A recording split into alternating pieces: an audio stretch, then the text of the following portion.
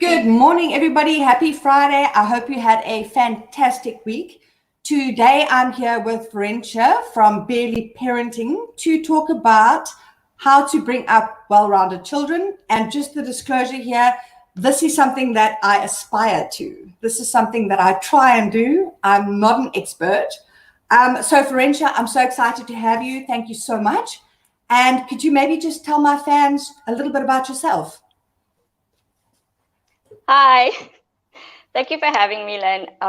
This is my first time live, so the anxiety is bubbling, but I'm Ferhensha.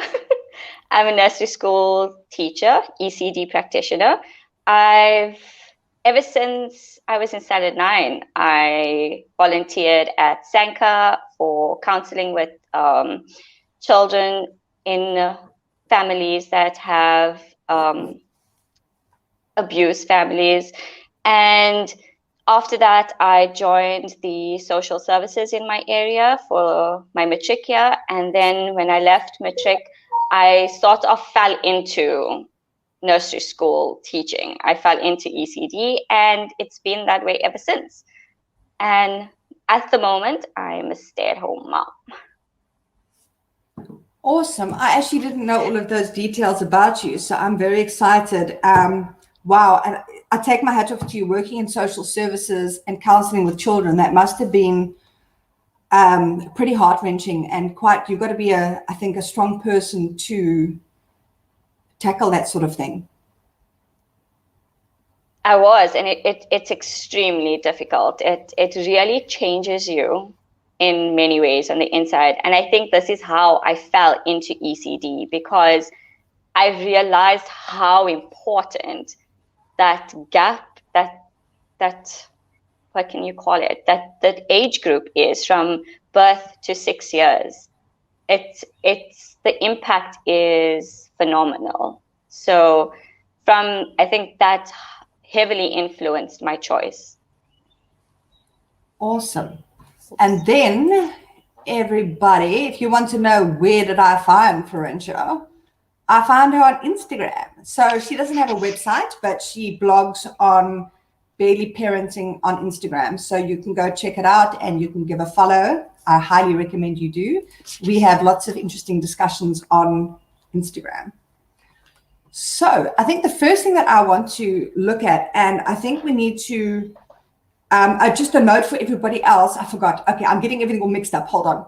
Let me get my stuff straight. So first of all, if you want to win, oh no, it's got the old stuff on here. Okay, if you want to win a one of 2 activity books from Ferhensha, you can join in the discussion in the comments on social media, or you can come live on video. I just need to change my thing. I did change it, and then it was... Boom. There you go. I've received 5 of these activity books, and they are absolutely fantastic. So useful for teaching kids important things, and we'll get into that a little bit later. And now we can go on to teaching important values. So I'm hoping that we're going to get through everything, because this is a really, really huge topic. And also my electricity goes off at 10 a.m. But I bought a UPS and I tested it on Wednesday and it works. So I'm hoping that when my electricity goes off at 10, if we're still live, I'm hoping it just carries on. Otherwise, Ferhensha, have a great live video. Good luck. No, if that happens, just say goodbye. Log out and I will. I don't know. We'll just wing it. We'll see what happens. So yeah, I think, teaching values is so important. And I think that's one of the most important aspects of, you said that up until 6 years old is the most important time of a child's life. It's the kind of the foundation. And I don't know if I'm crazy or if things are really, really different to when I was brought up, but I think every generation, it kind of gets harder and harder to bring up well-rounded children.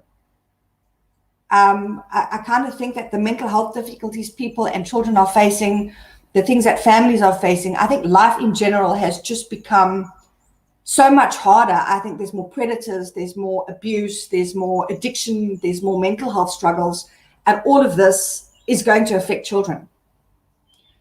So, yeah, what have you got to say on the subject of values? Okay, let me just answer that you just touched on now, and then I'll go back to what I have on values. My thought process around that is maybe it isn't getting worse. Maybe it's always been there, but been undercover. And now with the internet, with the media, with social, with the social media that we have, and with more confidence and with the change in our mental perspectives, there's more information, more things are coming to light, more things are being brought up, more people are standing up and speaking out. I know in primary school, we had a specific classroom that was called a special class. And that class was for all the special needs kids. And this was, a long time ago. And so it's not that ADHD and the mental struggles of children didn't exist, I think, or it was less. I think it's just that now the more research that's being done and the more open everyone is about talking about it, and the less defensive we are of receiving that help and acknowledging that it is not a problem. It's not a defect. It is just what that child is. It's just another challenge that somebody has to face. And so I feel like now it seems like it's a lot more, like, because of the exposure to it that we're offered, or that we see daily, that we're able to now acknowledge. So I'm going to go back to values. I think values is so important in your family dynamic. You have to, figure out what your family dynamic is, what's going to work for you, and then choose the values that you feel that's important for you, for your family to live by, things that you are never going to compromise on. And then you focus everything on that. You're always going to come back to, on your values, like something very simple. One of my biggest values as before I got married, before I had children, just as a person, was honesty. And so every time I have to have a discussion with my children, and I think, how's the best way that I can be honest?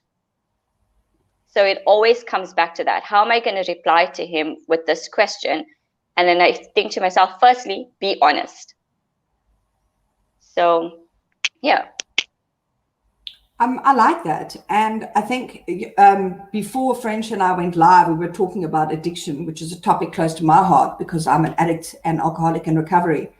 And honesty is so important for me and for my family and my children. And one of the reasons for that is that in addiction, the addict is not honest. There's nothing honest about an addict. There's manipulation, there's lying, there's thieving, there's I don't even want to go into it.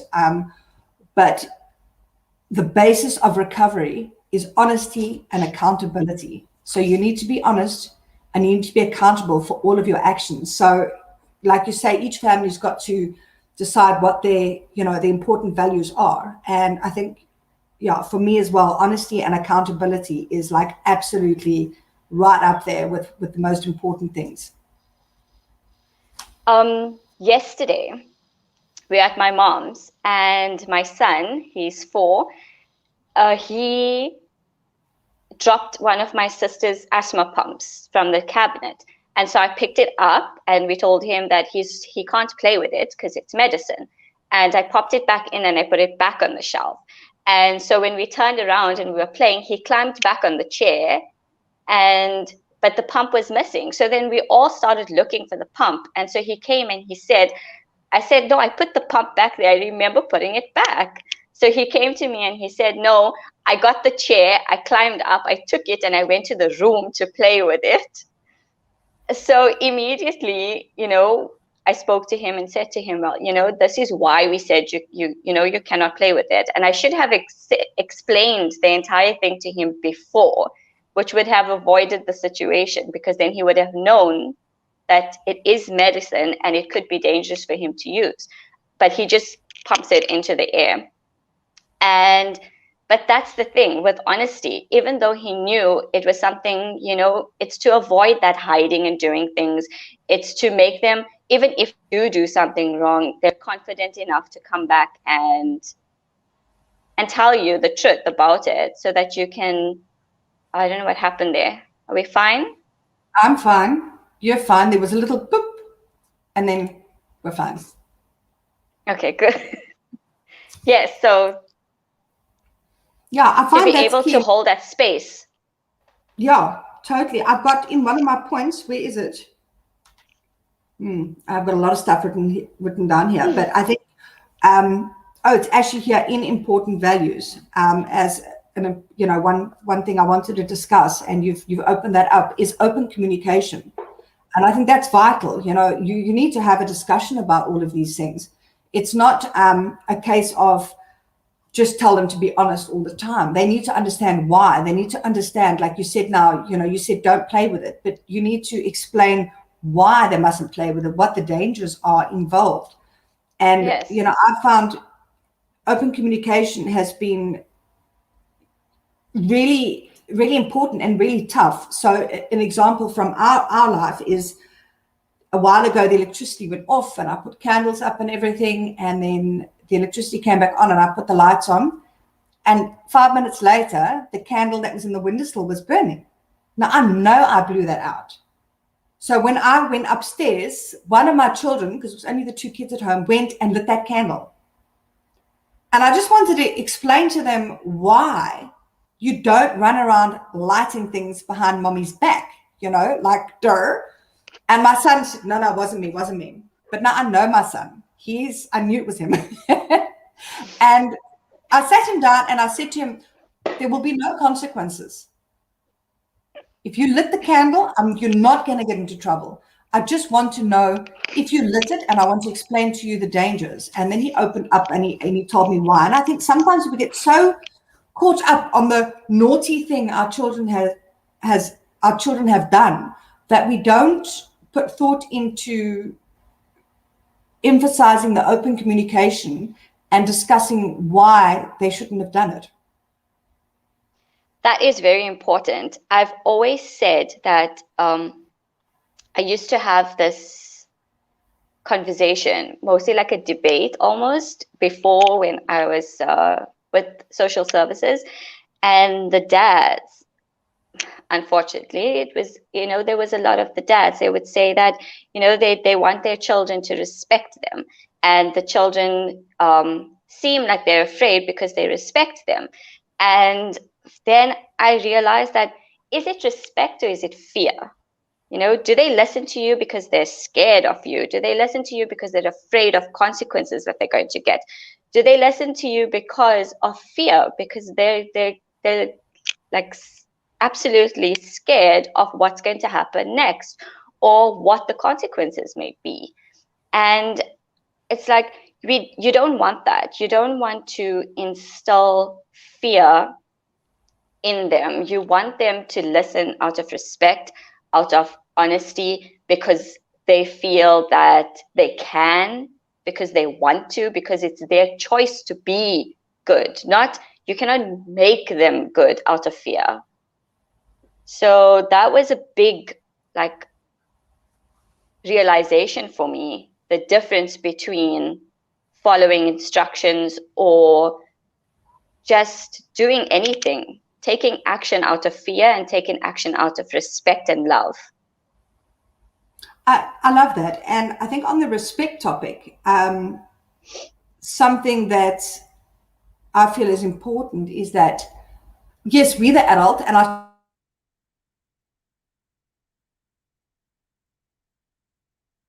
I've lost you.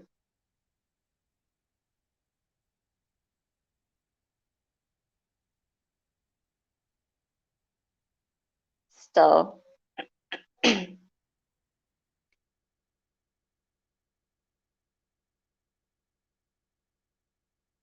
Okay, I don't know what happened. Lynn she's probably popped back up now. I'm back. There she is. Sorry, I think my internet connection is just having a couple of glitches. I'm sorry about that. But yeah, talking about respect is, I just feel it's not that, I just feel that it's a mutual thing. And yes, that is my child, and they must respect adults, and they must respect me. But for example, I have seen some mothers swearing at their children, saying, "You've got no effing respect." And I'm like, I look at this and I think, well, I wouldn't speak to my friend like that. I wouldn't swear at my friend. I wouldn't shout at my friend. I wouldn't, but sometimes I've shouted at my children, but and I'm not going to, I've done it, and I'm not proud of it. Yes, so have I. But why is it that I feel that I can shout at my children when I lose my cool, when I wouldn't do it with a friend of mine or my own mother or my husband? Okay, but I have shouted at my husband, so we'll just scratch that one out. I'm working on that too. But but like a friend a friend I'm having coffee with, that irritates me. I'm not going to shout at her. So I think we need to look at ourselves first, and we need to model the behavior that we want our children to show through the way that we interact with them. Absolutely. And I think it's like, as parents, we're fatigued. A lot of us are fatigued.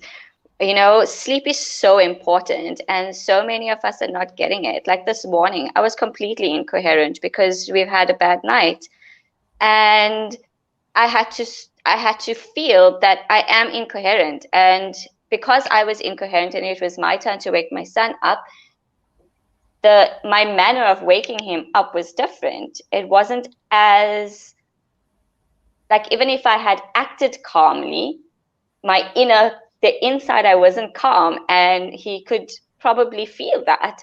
And so he woke up in a bad mood, and we were both now just incoherent, and I knew that we were going to clash, and I could see that he was already like going to start with, I don't want to go to school, or I want to play a bit in the morning. And I thought, I have an appointment at 9 o'clock and my anxiety will start to kick in. So I'll start acting on that. So I just stopped and I said to my husband, I feel a little bit incoherent today, and I don't think that I'm going to be able to manage this, this morning. Will you take over? And then we just swapped, because Arwa was more coherent. And it's amazing that her coherency and his taking over, it changed the entire dynamic of this morning. I mean, everybody ended up in a happy mood, and we all ended up, just everything changed. Everything changed just because we let the coherent people in the family lead the way. I feel that's so important, and I feel exactly the same way. I mean, there's some days I get up and I think there's no ways I'm going to battle through this day, on a straight balanced line. It's going to be a tough day. And I think being able to acknowledge that, be kind to yourself and ask for help. Hopefully, if you have help, I mean, I don't know what. Yes, that's a privilege. It is a privilege to have that help.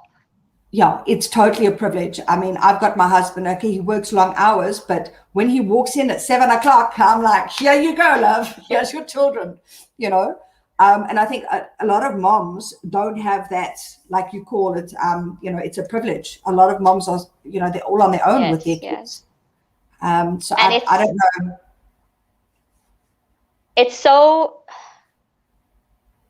I don't even know what to say, whether it's unfortunate or it's awful that there's so much of pressure also, financially, getting to work on time, that moms can't just, even if you are on your own, just, take that 5 minutes or that 10 minutes and lie in bed. It's okay if you're 10 minutes late for work. But in so many instances, we don't have that.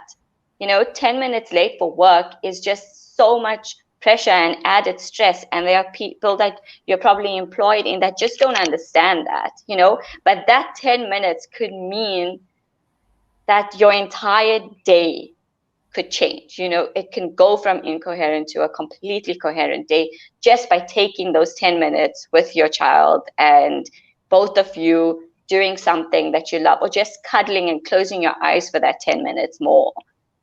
It can change everything. But yes, it is something that, we have to find other ways to work to do those kinds of things, because the pressure is real for working moms, for the grind of today's life. It very much is. And I must say that one thing that I'm very grateful for, somebody asked me the other day they could get me a job for a half day. And I said, no. And they said, but why don't you want it? Jobs are scarce in the area and there's something coming up and I know that you can get it. And I said, no, I have been working for myself for close on 13 years now. And I work at home. And yes, I have deadlines and stuff. But I work mostly with moms, and everybody knows I'm a mommy blogger.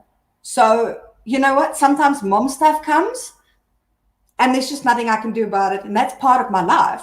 So exactly what you say, I have felt times where I just feel my anger and my impatience and my just everything come bubbling up. And then I've learned now when it comes to that, maybe my kids know to push me to that point. I don't know.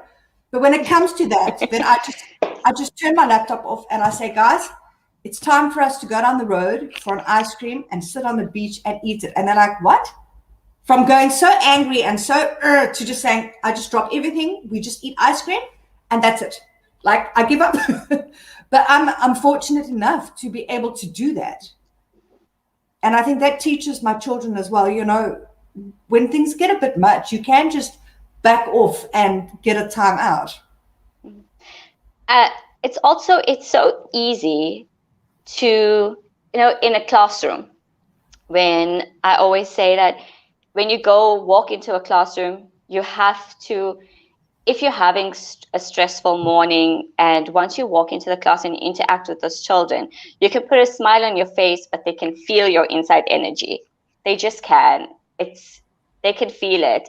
And so, sometimes we feel like our kids are just pushing us over the limit because I know that they can feel that something's not right inside with us. And so that makes them also, almost like sponge up that feeling. And so they also start acting out on it. So then their behavior escalates in those ways, which makes our behaviors escalate. And at the end, it is just to stop, just stop and change direction, because you can't think yourself okay. You can't think an emotion out of your system. You have to change direction. I love that. I love that. And I think my mom, I always love quoting this because my mom, it was when my kids, I think I had a 4-year-old and a toddler, or, I've got 2 years between the two of them, and working from home with that lot, not easy. And I found my mom the one day in tears and I'm like, I can't cope. I can't do this. And I'm like crying. And she says to me, but how consistent are you? And I'm like, I'm very consistent. I'm consistent all the time, except when I'm tired,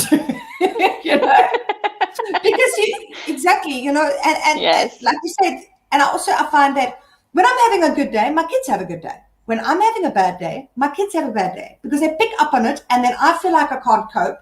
And it's this. So I think that's a fantastic thing. Just change direction, stop and change direction. Otherwise, it's just going to go pear-shaped. Yes. Otherwise, there's going to be an explosion. Yeah. Perfect. Alette? You want to move on to another point? Yeah, I just want to see. Alette, are you wanting to come live with us? If you want to come live, oh, no, you're shaking your head. You don't want to. Okay. You do know that watching in the bottom here, this is for coming live in the video. And for taking part in the competition, you either have to go live in the video or join in the chat on the Facebook page. So you're welcome to stay below here and watch. That's absolutely fine. But if you want to add comments, the comments that you're leaving now is in the private chat. So you need to go onto Facebook or YouTube. Okay, cool. But you're welcome to stay. That's awesome. Okay. On values, I just wanted to bring up one more thing, and I know that this is your jam because it was in your book and it's the book that I chose. I feel, and I've done a whole video on racism a while back with a couple of other bloggers, but I feel that a very important value, and I'm just going to lump this all together. Everything is a separate topic, but I'm just going to lump it together, is inclusivity. and celebrating diversity, and this comes in with culture, with race, with gender preference, with, sexuality, sexual identity, sexual preference, religion, all of that. And I feel that, I found some. Can I add to? Yes, please do. Appearance. Oh, disabilities, yes. The way you choose to dress, the differences unseen. So mental differences, mental illnesses that children do struggle with that are seen in behaviors, but mostly it's an unseen struggle. Yeah, totally. In fact, a few weeks ago, we did a really amazing video with Annie from Sincerely Yours, Annie, and that was on the different levels of special needs. So she spoke very much on the unseen disabilities. So that was a really fantastic video, and I learned a hell of a lot. And I feel that, in this world now, there's so much diversity, especially in South Africa. But I found that, things are kind of changing, but there's still so much racism. There's still so much hatred. I don't know if you know this, but in my racism video, when we were talking about how to teach your kids about racism, someone came up in video and said white power and then left. And in the video, I didn't actually catch what they said. It just looked like they popped in and out and that they lost connection. It's when I rewatched the video later to make my blog post that I caught that the person said white power. And I was like, the hatred, it makes me sick, especially when trying to create a helpful, positive vibe and to teach and learn and have an open discussion, that somebody would come and do something like that. Yes. There was something I wrote a while back where I said that you may have a perspective, and sometimes that perspective may sit in ignorance. And when you see different and you know different and you are educated in knowing better, and then you still choose the ignorance, it is because sometimes that ignorance is bliss for you. And when you are sitting in that, it's very blinding. So you do not feel, you do not see, but it's not that you do not, you choose not to see, not to feel, not to acknowledge the hurt and the existence of everything that's bigger than you and the ignorant bliss that you're sitting in. So for, those kinds of actions are so filled with selfishness, because it's all about not wanting to make the change, not wanting to make the difference, not wanting to come out of this bliss that you're sitting in, because it's the only thing that's selfishly important to you, Yeah, I totally understand that. And I think me, as a white person that was born in privilege, I will never truly understand what someone of color goes through. And to kind of pretend like I do or act like I do is not going to be right of me, because I will never understand. I will never know. And like, for example, I place a lot of value on making sure that my children are not racist and that they are accepting of all types of different people. But there was one time when I don't know where I was with my children, and I don't know which child said it. But we were walking somewhere and I saw a man that made me feel a bit uncomfortable. So I said to my children, come, let's walk this way. That I'm just a bit, And my child says, oh, but he's white. I said, I'm sorry, what? They said, oh, but I don't know what they said, but I just said, but what makes you think that white people don't commit crimes or attack people or hurt people? Now, I feel that my home is very inclusive, that, you know, I've got lots of friends that are colored and black, and my children as well. And I put a huge emphasis on this to try and do things better, to try and change the way things are. But society somehow, or me, maybe some, I mean, I would be embarrassed if it's me, but somehow my child had picked up on this thing. So I don't know where this came from, but it opened up a time for us to have a really good conversation. So, you know, I think that this is teaching these sort of things is going to be an ongoing discussion. And, you know, from my side, like, I think someone said to me, oh, when I'm going to do a live video on how to teach children about racism, that I shouldn't do it because there might be a backlash because I'm white. So I thought, so we're trying to teach our children about racism, and we're trying to make the world a better place, but I must be too scared to do my video, if that makes sense. So there's kind of a fear that things are going to go wrong and be taken the wrong way. I don't know what you've got to say about that. First point, I think that it's important for us to check ourselves, you know, check our silent behaviors. So, you know, if you're driving through certain areas, you know, are you locking your doors? But what message are you sending as to why you're doing it?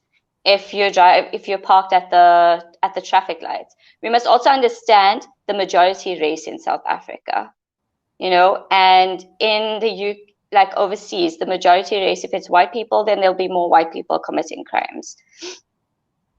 And you have to look at those little things that we do that our children are always watching that could pass such messages along to them, you know. And that's why when dealing with, you know, with racism and being racist, and I think it's important for oneself to do the work, to really unpack yourself first and, you know, see everything that your biases are, because they are. Everyone has it. I have it. And you really, really have to sit with yourself. You really have to check all of your actions and your reactions and why and where does it come from. Because I also, you know, I lost my train of thought there.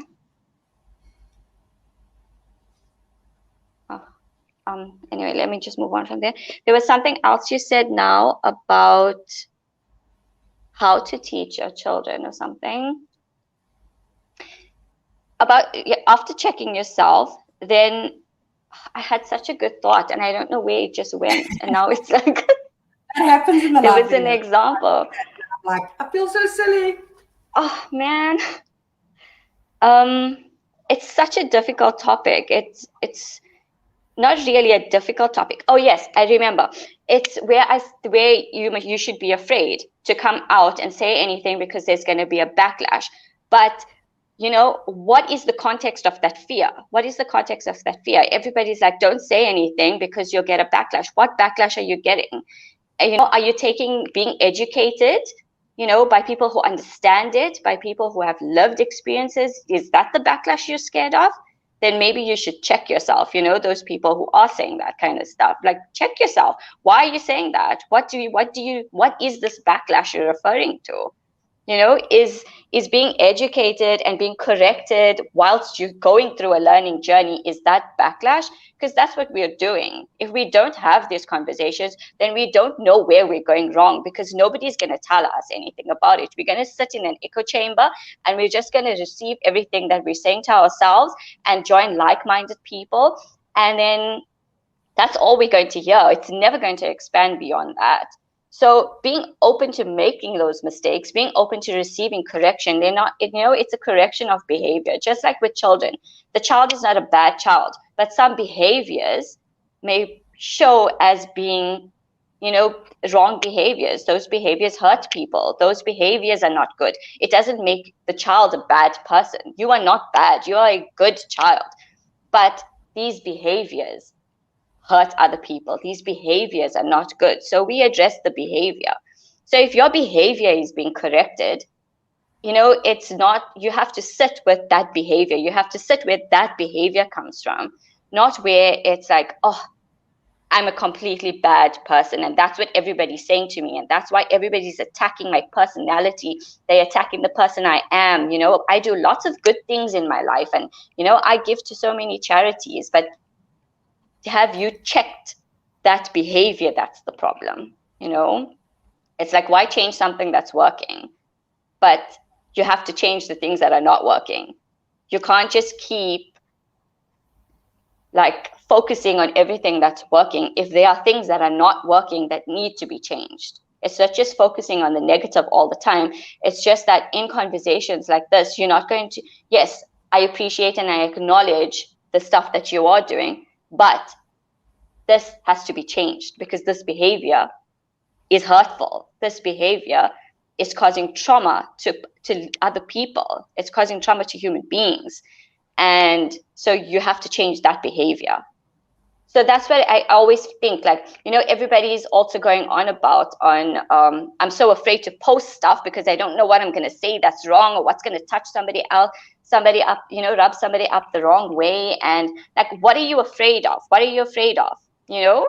Are you afraid that maybe that, I'm afraid because I am racist and I might say something racist in my post. And am I afraid that somebody's going to correct me? Is that what I'm afraid of? Am I afraid that I'm not going to be able to handle that correction?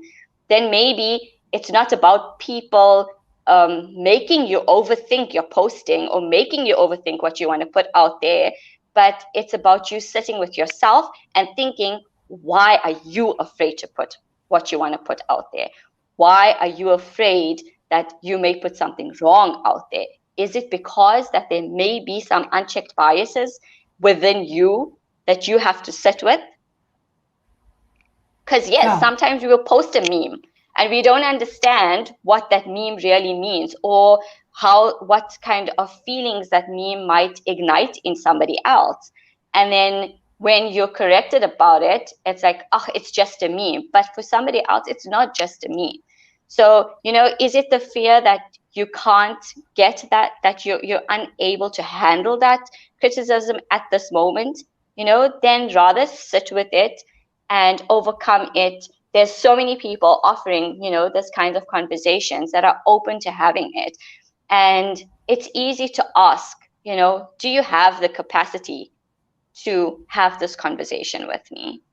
There are so many out there that are willing to have these conversations. There are so many out there that are willing to find the resources, but you have to be willing to put in the work yourself first. You have to sit back and think, where's my fear coming from? What am I really afraid of?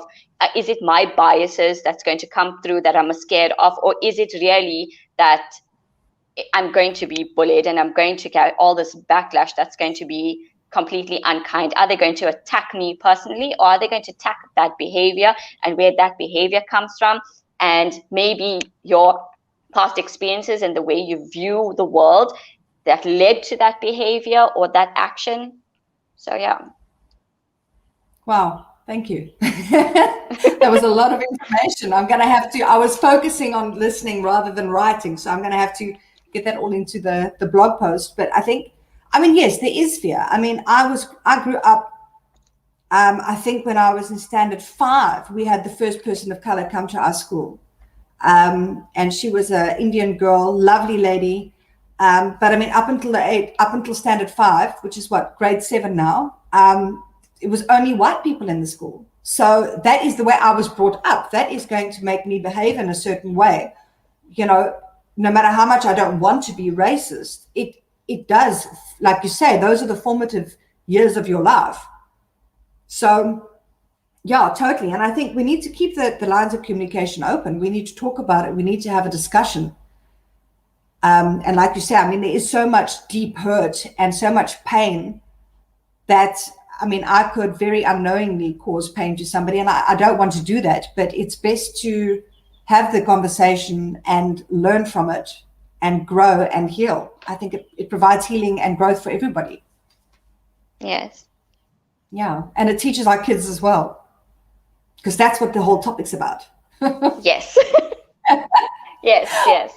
Because at the end of the day, they do what you see and not what you tell them to do. Yeah, exactly. And yeah, modeling the behavior. Mm-hmm. Cool. Then we've gone 43 minutes into our first point. No, but this is how it goes. Some of the videos are 3 hours long. I think the one thing I just wanted to touch on is the importance of responsibility. You know, basically what we teach our children is what we're going to send out in the world, especially in the younger years. It's going to kind of form their foundation. You know, so the honesty, respect, kindness, empathy, inclusivity, and then responsibility. And I published a blog post on how to raise responsible children. And I really feel that from the time that they're young, they need to start with chores. They need to have a good routine. They need to learn time management. They need to have some responsibility themselves, so that they can make mistakes, so that they can learn, and so that they can be accountable for their actions. Absolutely. Just a simple example. There may be, of course, there's different views that different parenting dynamics may see, you know, on this, and I acknowledge that. As a teacher, when I used to teach grade R's, and I always remembered that, you know, in grade R, you still see them as little, you know, still in that nursery school phase. It's not really, yes, we're preparing them for big school, and a lot of focus is placed on that, you know, that they should be emotionally ready and they should be academically ready to go into big school and into grade 1. And then a big chunk of that is teaching them responsibility. Like, I would take my kids downstairs, like my classroom was upstairs, and if I had to take them downstairs into the playground and they wanted to go out with their shoes, I had to make them understand that if you're going to go out with your shoes and then you're going to take your shoes off in the playground, your shoes are now your responsibility, not my responsibility. So you have to make sure that where you put your shoes when you're downstairs, and that when we're going back upstairs into the classroom, you have to remember to get those shoes.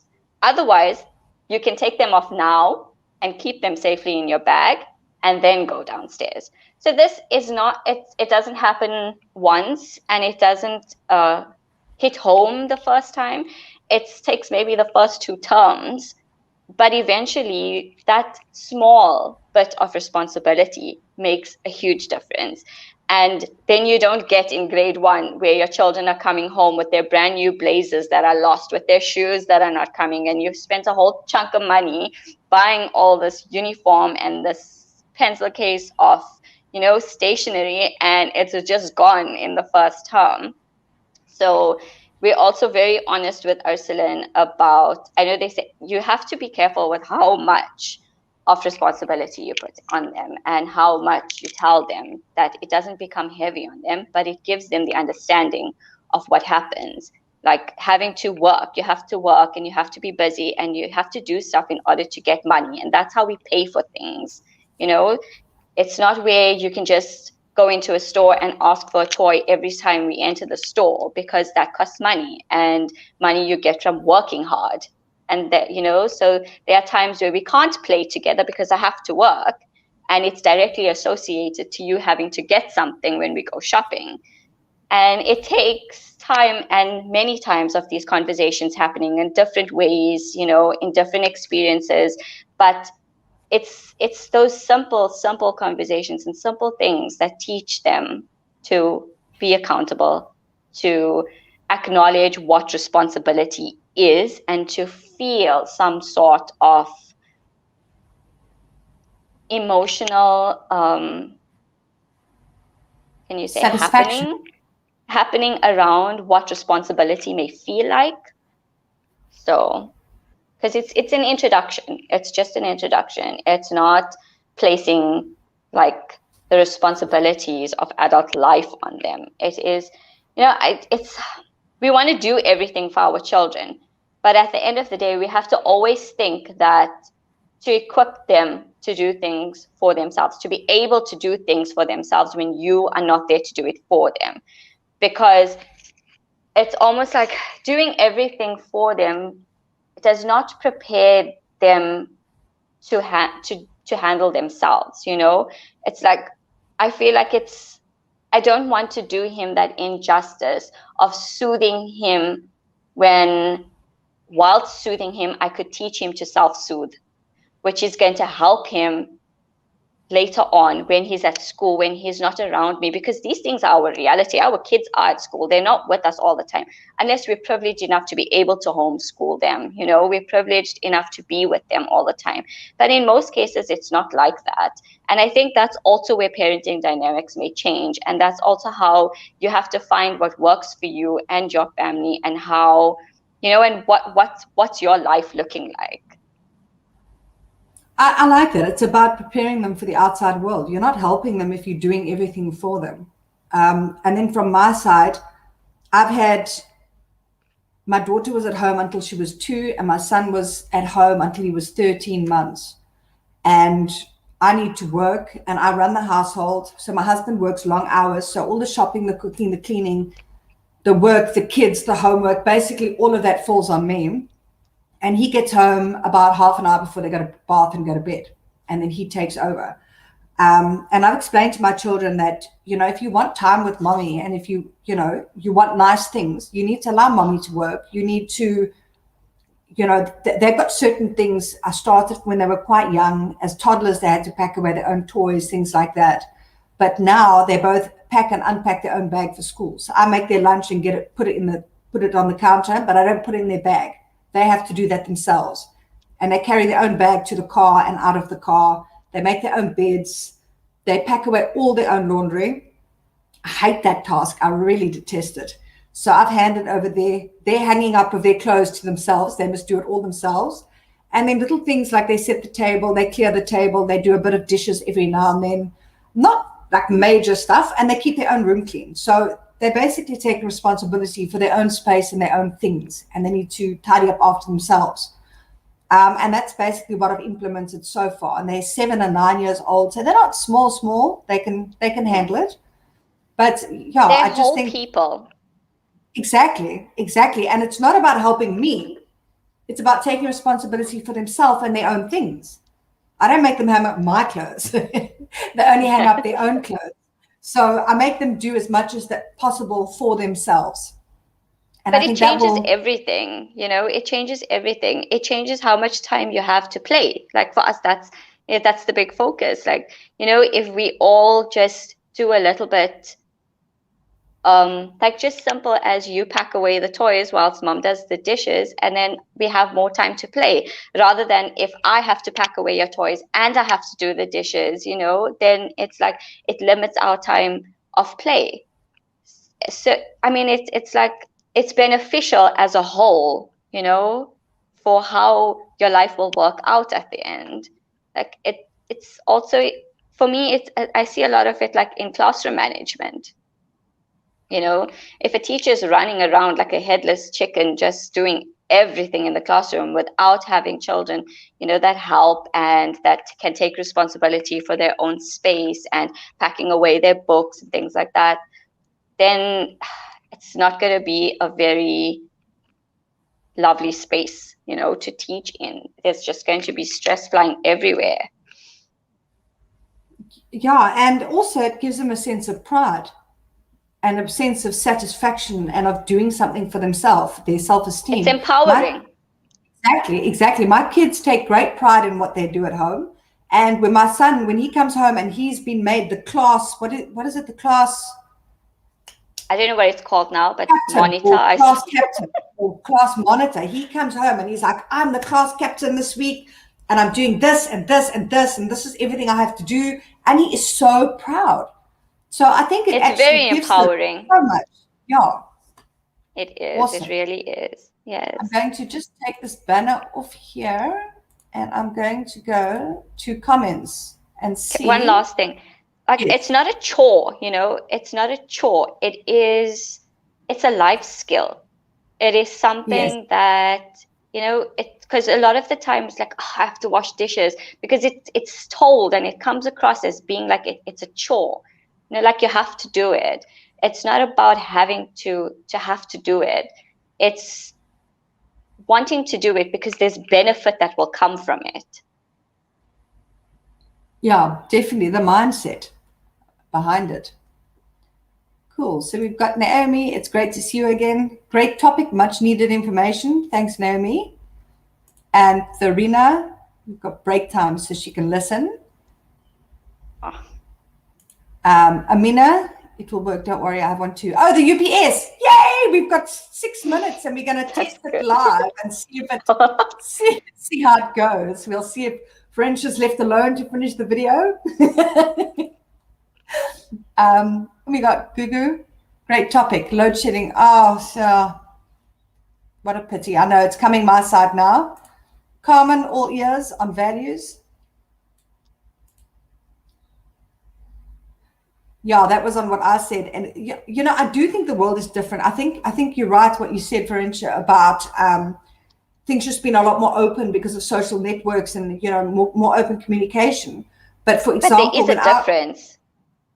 When I was a kid, my mom would open the door at 7 in the morning and we'd go play at the neighbor and then we'd run up the road. Yes. We used to walk 2 kilometers to the beach. I'd go ride my horse everywhere. This is at 7 years old. At my daughter's age, I was completely running free in the neighborhood. My kids are not allowed. They're allowed to play in front of my house. If you set foot on either side or if you go on the road, like, there's going to be serious consequences.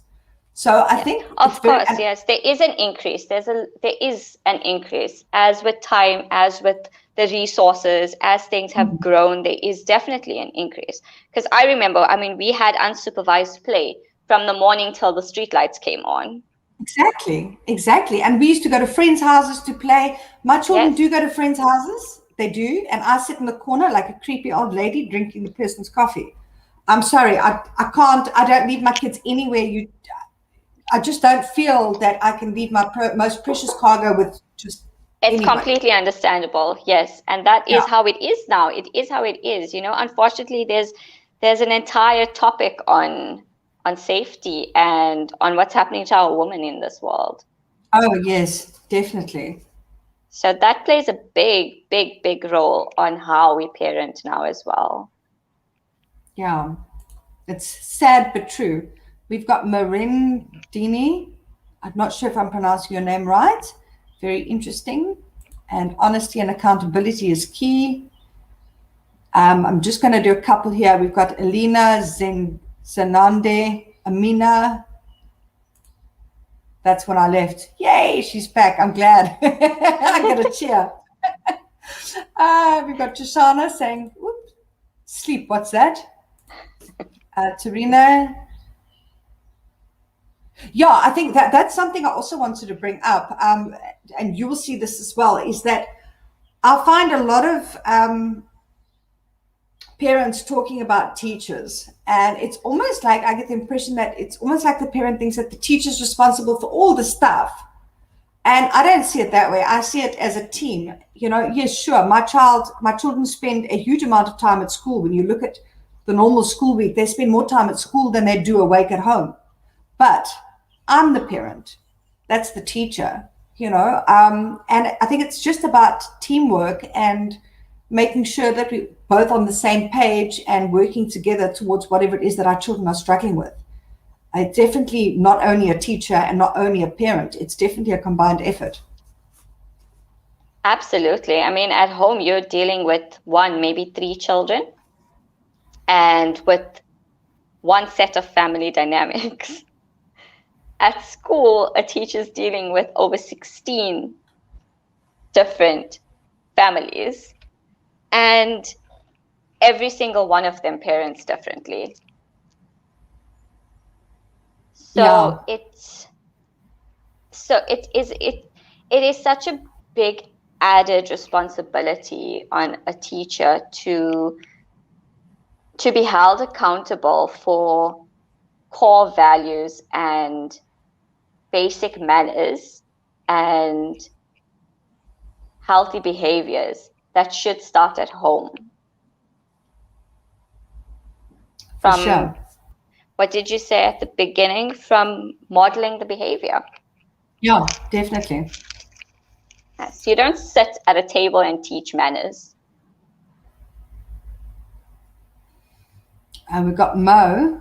Mo has a problem with parents interfering with how she raises her son. Yeah, I think this can be a problem for a lot of families. And I think also, like I don't parent in exactly the same way that my parents brought me up. Yes. As you go down the generations, things are going to change and evolve, especially also that it's not just me parenting, it's my husband as well. So his values comes in as well. And it's interesting that once we went away on holiday, and it was by my mother's side of the family, they're Catholic, and there's a very large family. And my son came, he did something, and my aunt said, no, ladies first, to my son. And then my mother says to my aunt, no, but that's so old fashioned. So they start having a discussion, a very heated discussion over how my son should be behaving. And I sat there and I said, excuse me, you're fighting about my son. And they both stopped. And I said, look, in our family, it is ladies first. It's not necessarily my view, but my husband is Afrikaans and he has been brought up very much that is how it's done. So my husband wants my son to be a true gentleman. And so I said, you guys are fighting over something that my husband has ruled on. You can't do that. So I think, look, it's tough, and I think I'm fortunate in that I'm very strong-willed and determined. So I speak up and my rule is, my husband and I, we've got the final say, and that's that. My mother-in-law has also come and given her bits and pieces. So we've had a bit of a discussion, heated discussion on things as well. But I think it is tricky to try and, when your parents are not happy, it's still your parents. So, there's always that, you've got to respect your parents and listen to your parents no matter how old you are. That kind of sits there. Yes, of course. It is very, very tricky to navigate that, especially when you're learning yourself. So you haven't always been a mom, and most of us are like freshly into it, and especially when you're freshly into it and you're trying to find your way with your parenting style. So it's not set in stone. And I think it's having the support is phenomenal. It's such a privilege to have that extended family support, because I know personally without that I would be like not just barely parenting, I'd be failing at parenting. And so I think open communication, I know there's a lot of the time where there's too many emotions. There's a lot of generational trauma sometimes that's, that feeds into those kinds of parenting styles and where it comes from and stuff. But it's important. It's just like school. Your children are at school. A lot of children are at school more than they're at home or at grandparents. If you have to count hours, just taking into account that for 9 to 10 hours, they're sleeping in a day. So in like daylight hours. So it's not, there shouldn't be a big influence if your core parenting methods are placed consistently in that foundation. So, but of course, if there is where there's extreme discrepancy that's causing harm, then that must, be addressed head on. But if it's the simple things like, as you mentioned, that example, it's easy to say that, that everybody thinks differently, but in our home, this is how it works, So it's, yeah. I think you just have to see, you know, what is your relationship with your parents like? What is your relationship with your extended family like? It's all a learning journey. Yeah, But being family. consistent, yes. Yeah, being consistent and, you know, just, I think the consistency in how you parent in your home and how it follows through in your child will actually start talking up for themselves as to how it works in your home. Yeah, definitely. Got a Mina. Yeah, definitely. In fact, kindness was one of the topics as well that I had listed over here, but we didn't really go Yes. into that. But Yes, yeah, forgiveness, compassion, empathy, love. yeah, very important. Those are all And I extremely think here as important. well, and this is something that's come up before. Um, if you have a bad day, and I've spoken about shouting, and I think one of the other moms mentioned it here, commented on my shouting. Glad to know she's not the only one. But I think it's important that, and this is also about modeling the behavior, that when we make a mistake, we apologize and we make right as best we can. And for me, when I lose my cool with my children, I go cool down, and then I go and I sit and I talk with them and I apologize and I say, I was wrong. I should not have done that. But that is something that is not only going to heal their wounded hearts, because I'm sure that stings like hell, but also it's going to teach them, mommy makes mistakes, everybody makes mistakes. And this is how you deal with a mistake.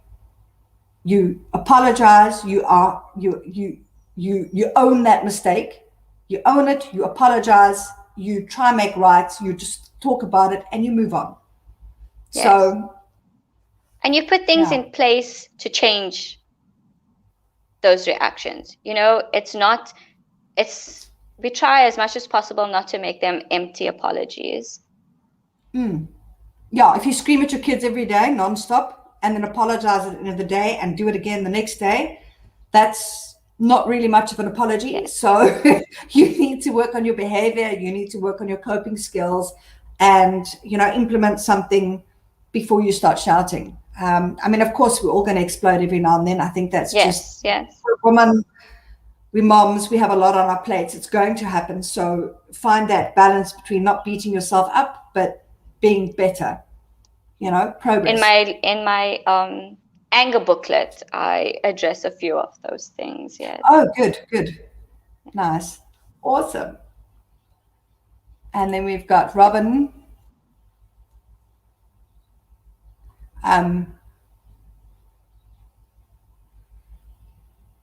I think it's a good mix between the two, and I think it's about. So what Robin's asking is, do kids mostly learn based on values? Do our kids mostly learn about this based on our interactions, or are we as parents meant to have a discussion about this with them? And I think I think that it's a mix of the two.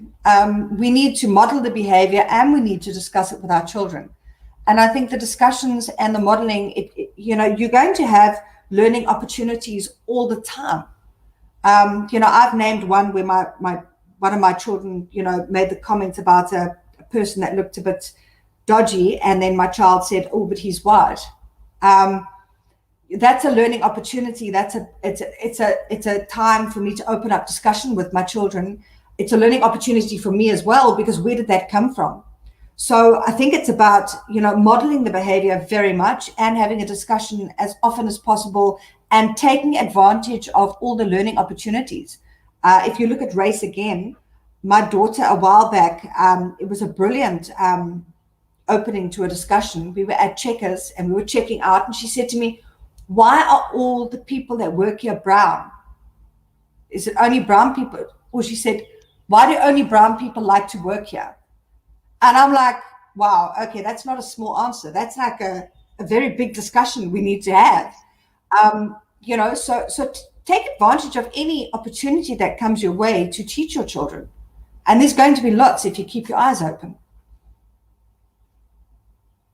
Absolutely. And those are exactly the kind of questions that they ask, because they're just fresh into the world and they say it as they see it. yeah, we went to inequality. We went into even Mandela being locked up in jail. She didn't know about that. It was my first, talking to her about it. It was a really good discussion, and I think she learned a lot. In fact, I think she just asked some of her friends at school. She's got, friends of color, and because she asked me after that discussion, she said, "But what about this friend? What about that friend? What about this friend? Is this happening to them?" And I said, "Well, I don't know.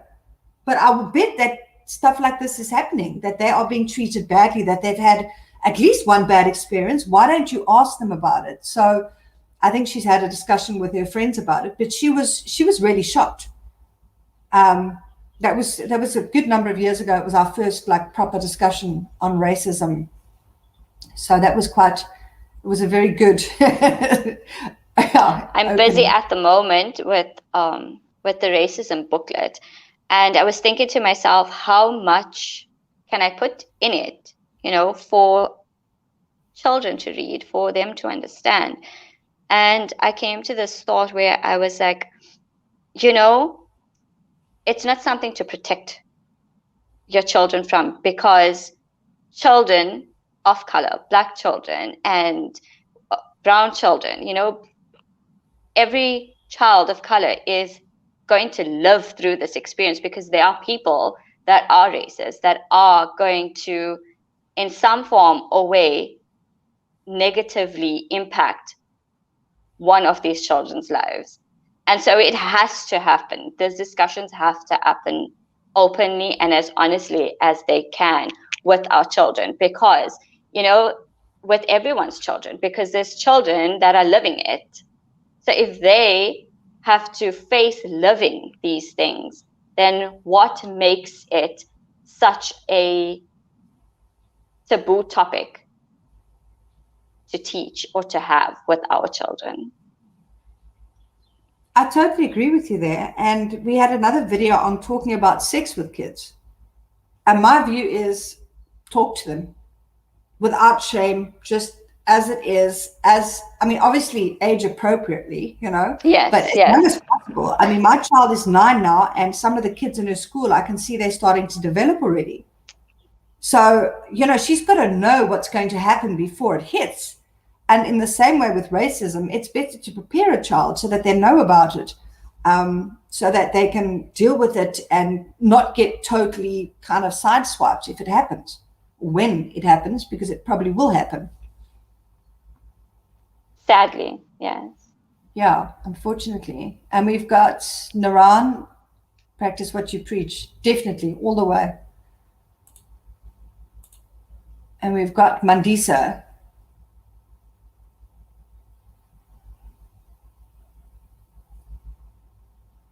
Yeah, I think so, definitely. If you only stick to your color, then there's going to be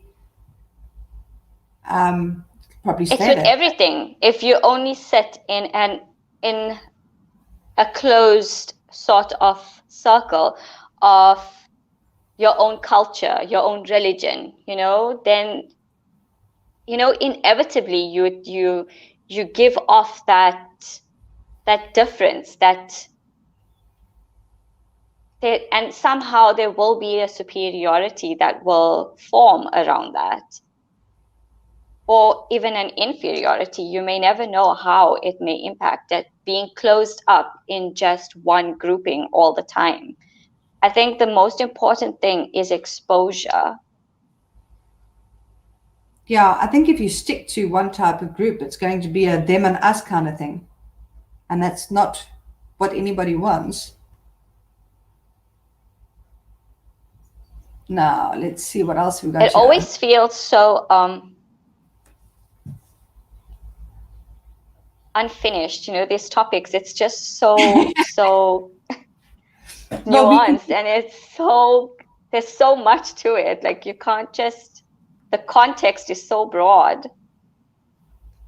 Oh, this is a good one.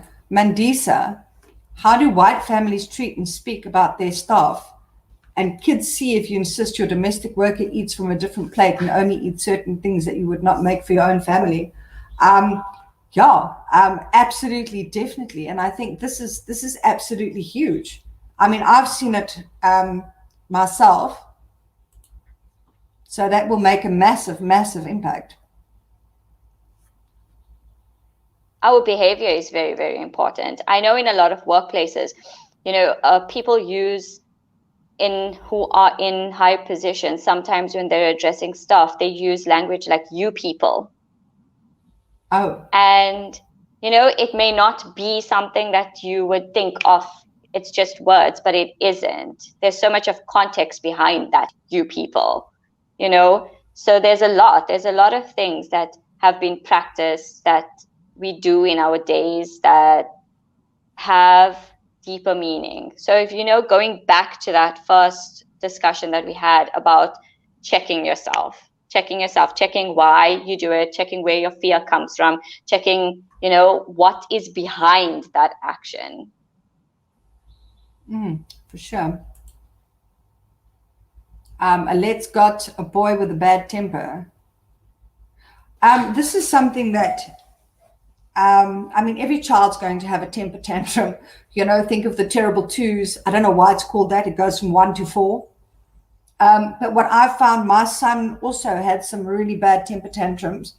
And I believe that the reason why they throw tantrums is because they feel disempowered, or they feel like they can't express themselves, or that they can't. You need to understand that we understand when we're angry because this and this reason. I've often heard people say anger is not a feeling, it's a reaction. So what's underneath the anger? And I feel that the important thing is and you've got a booklet on anger. Yes. Which I'll include in this pack. There's 6 booklets out, not 5 anymore. So the anger booklet will be included in the winners.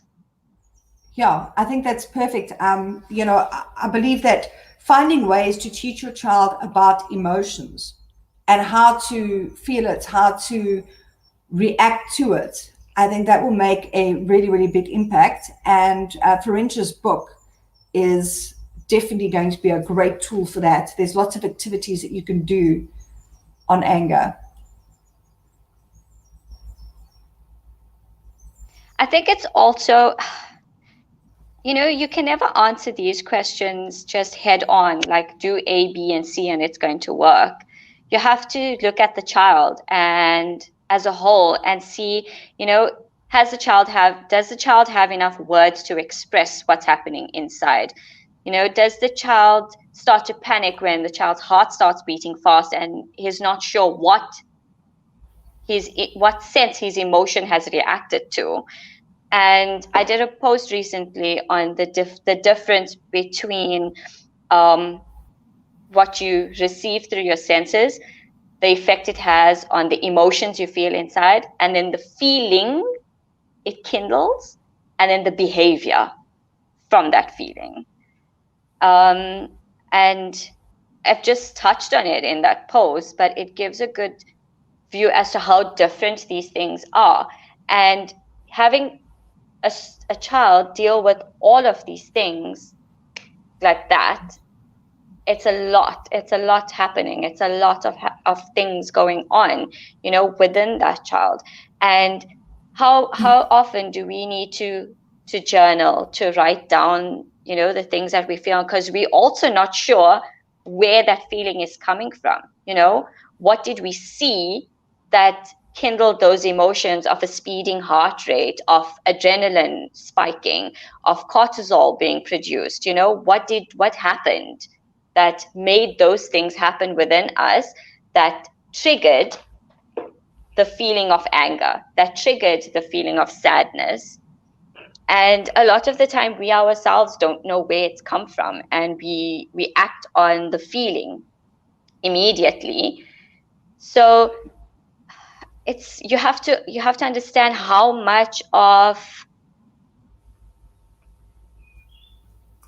equipped is the child to deal with those situations that make him feel in that way, and then take it from there. So if at the moment you want to stop the behavior because it's hurtful, to others, it's hurting others, so there's alternatives. I know in class it's very difficult, and I know that there might be like better ways to do it, and professionals who can give you a much more insight on it. But to quickly, in my anger booklet, I say that instead of kicking a person, let's get a punching bag. Let's kick the punching bag. And then every time you want to kick, you move the child to the punching bag, so that they understand and associate that kicking was only for that thing. It's only for the punching bag, not for people, not for animals, not for anything else, only that. And then once they are able to understand more and control more, then you go more into it and teach them better ways to deal with that. But if it's just a small child that you can't speak to, that doesn't have ways of communicating, further than what you've taught them or what they have at the moment, it's just about almost like giving them something physical to act out those behaviors without causing harm. So if they're a little older, in the book, I write about how they want to scream and shout, and that's okay. But sometimes there are spaces where they are, like in a classroom, there are children around that can't take, the loud sounds, and then they start to act up. So with so many different kids in a classroom, then it's like you have the screaming pillow. So every time you feel like you need to scream or you're frustrated, then you go to the reading corner and you take a pillow and you scream into the pillow. So it also depends on the age of the child. It depends on, on so many things, so many things. So I definitely think that it's good to start to keep a book and to write down, for a whole week, every day of the week. You write down what happens from the morning till the evening, and right before the tantrum, after the tantrum, how you handle the tantrum, and you do it for a whole week. And I am so positive that you'll find the pattern. You'll find what's missing, and then you start there. You address those things. I really love that advice. And something I want to add to that, and I don't know what your thoughts will be on this, but this is something that we were taught in rehab. I'm just going to put this down quick. It's almost like we've been programmed, society and families have programmed us that anger is bad. It's bad to be angry. Yes, I address that also. And why not? Because if someone has done something mean to me and I'm hurt and I'm sad and I'm scared, I'm allowed to be angry. And this is something that I say to my children: being angry is not bad. It's just how you react to it and how you cope with it. But it's fine to be angry. Go outside, scream and kick a tree, sure. My son takes a stick and he beats the tree with a stick. And that's fine. There's nothing wrong with that. There's nothing wrong with being angry. It's just how that they react to it and, what results from that anger. So, yeah, I think it's just society that's programmed us that anger is such a bad thing and nobody must get angry. Again, it's not the feeling, it's the behavior. Yeah. Cool. So in the booklet, I have a section that talks about. I can go grab it quickly. Yeah, grab it.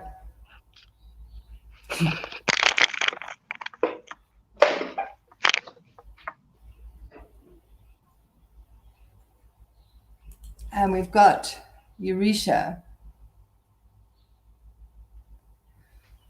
Yeah, totally. Everything that we do, our children are going to mirror.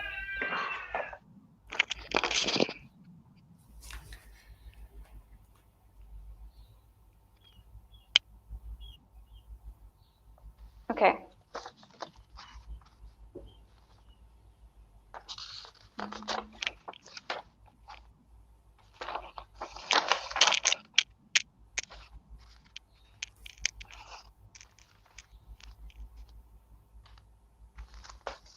Okay.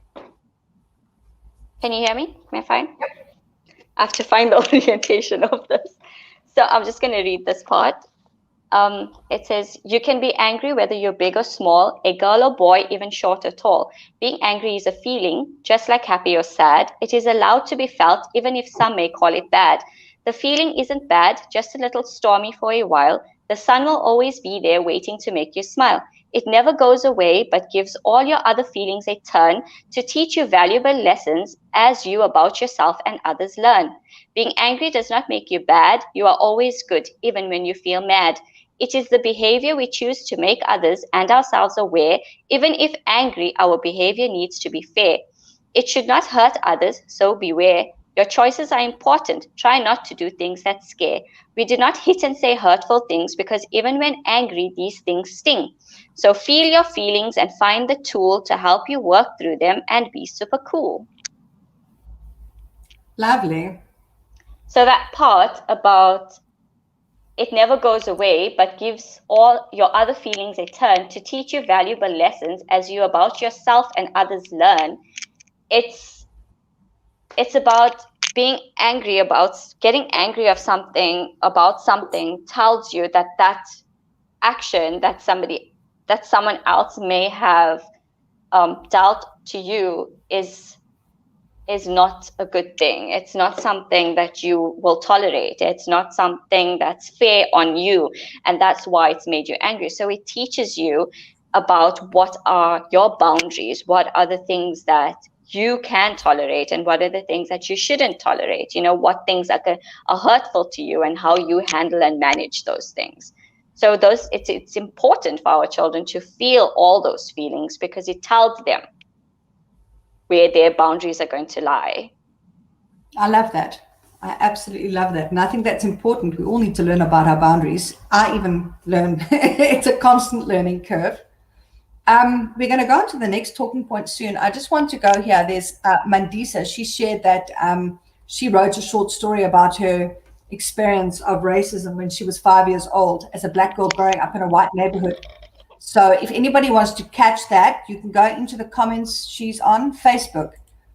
And there's a link there. It's on LinkedIn. So you can go check that out and have a read. Thank you so much for sharing that, Mandisa. I'm just going to screen grab. There we go. Okay. Yeah, cool. So if anybody wants to go and have a read, I'm sure you'll learn quite a bit over there. I'll check it out later, Mandisa. Thank you for sharing. Cool. I must say, my and UPS on the topic, yes. On the topic of race, there's amazing resources and topics and conversations that are going on. I mean, I'm mostly active on Instagram, but there are lots of pages on Instagram that address these things fully and from a more, I think, experienced point of view. From a lot who are, I think, further along on their journey of addressing their own biases and stuff. So their content is very insightful and also helps you in a direction of breaking down your own biases. And I think I can give you a list that you could put on the blog afterwards. I can add it to my thing on racism as well. That would be fantastic. Yeah. I'd love that. Super. Just on that, was it you that wrote that post on Instagram about how when white bloggers review places, they neglect to mention that it's only white people in the restaurant? Yes. Well, that was yours. That was very yes. educational for me. It's not anything. I mean, obviously, as a white person, I'm not going to sit there and notice that there's only white people in the restaurant, but it's something I've been noticing lately. Very interesting. Yes. Unfortunately, it is. I mean, it's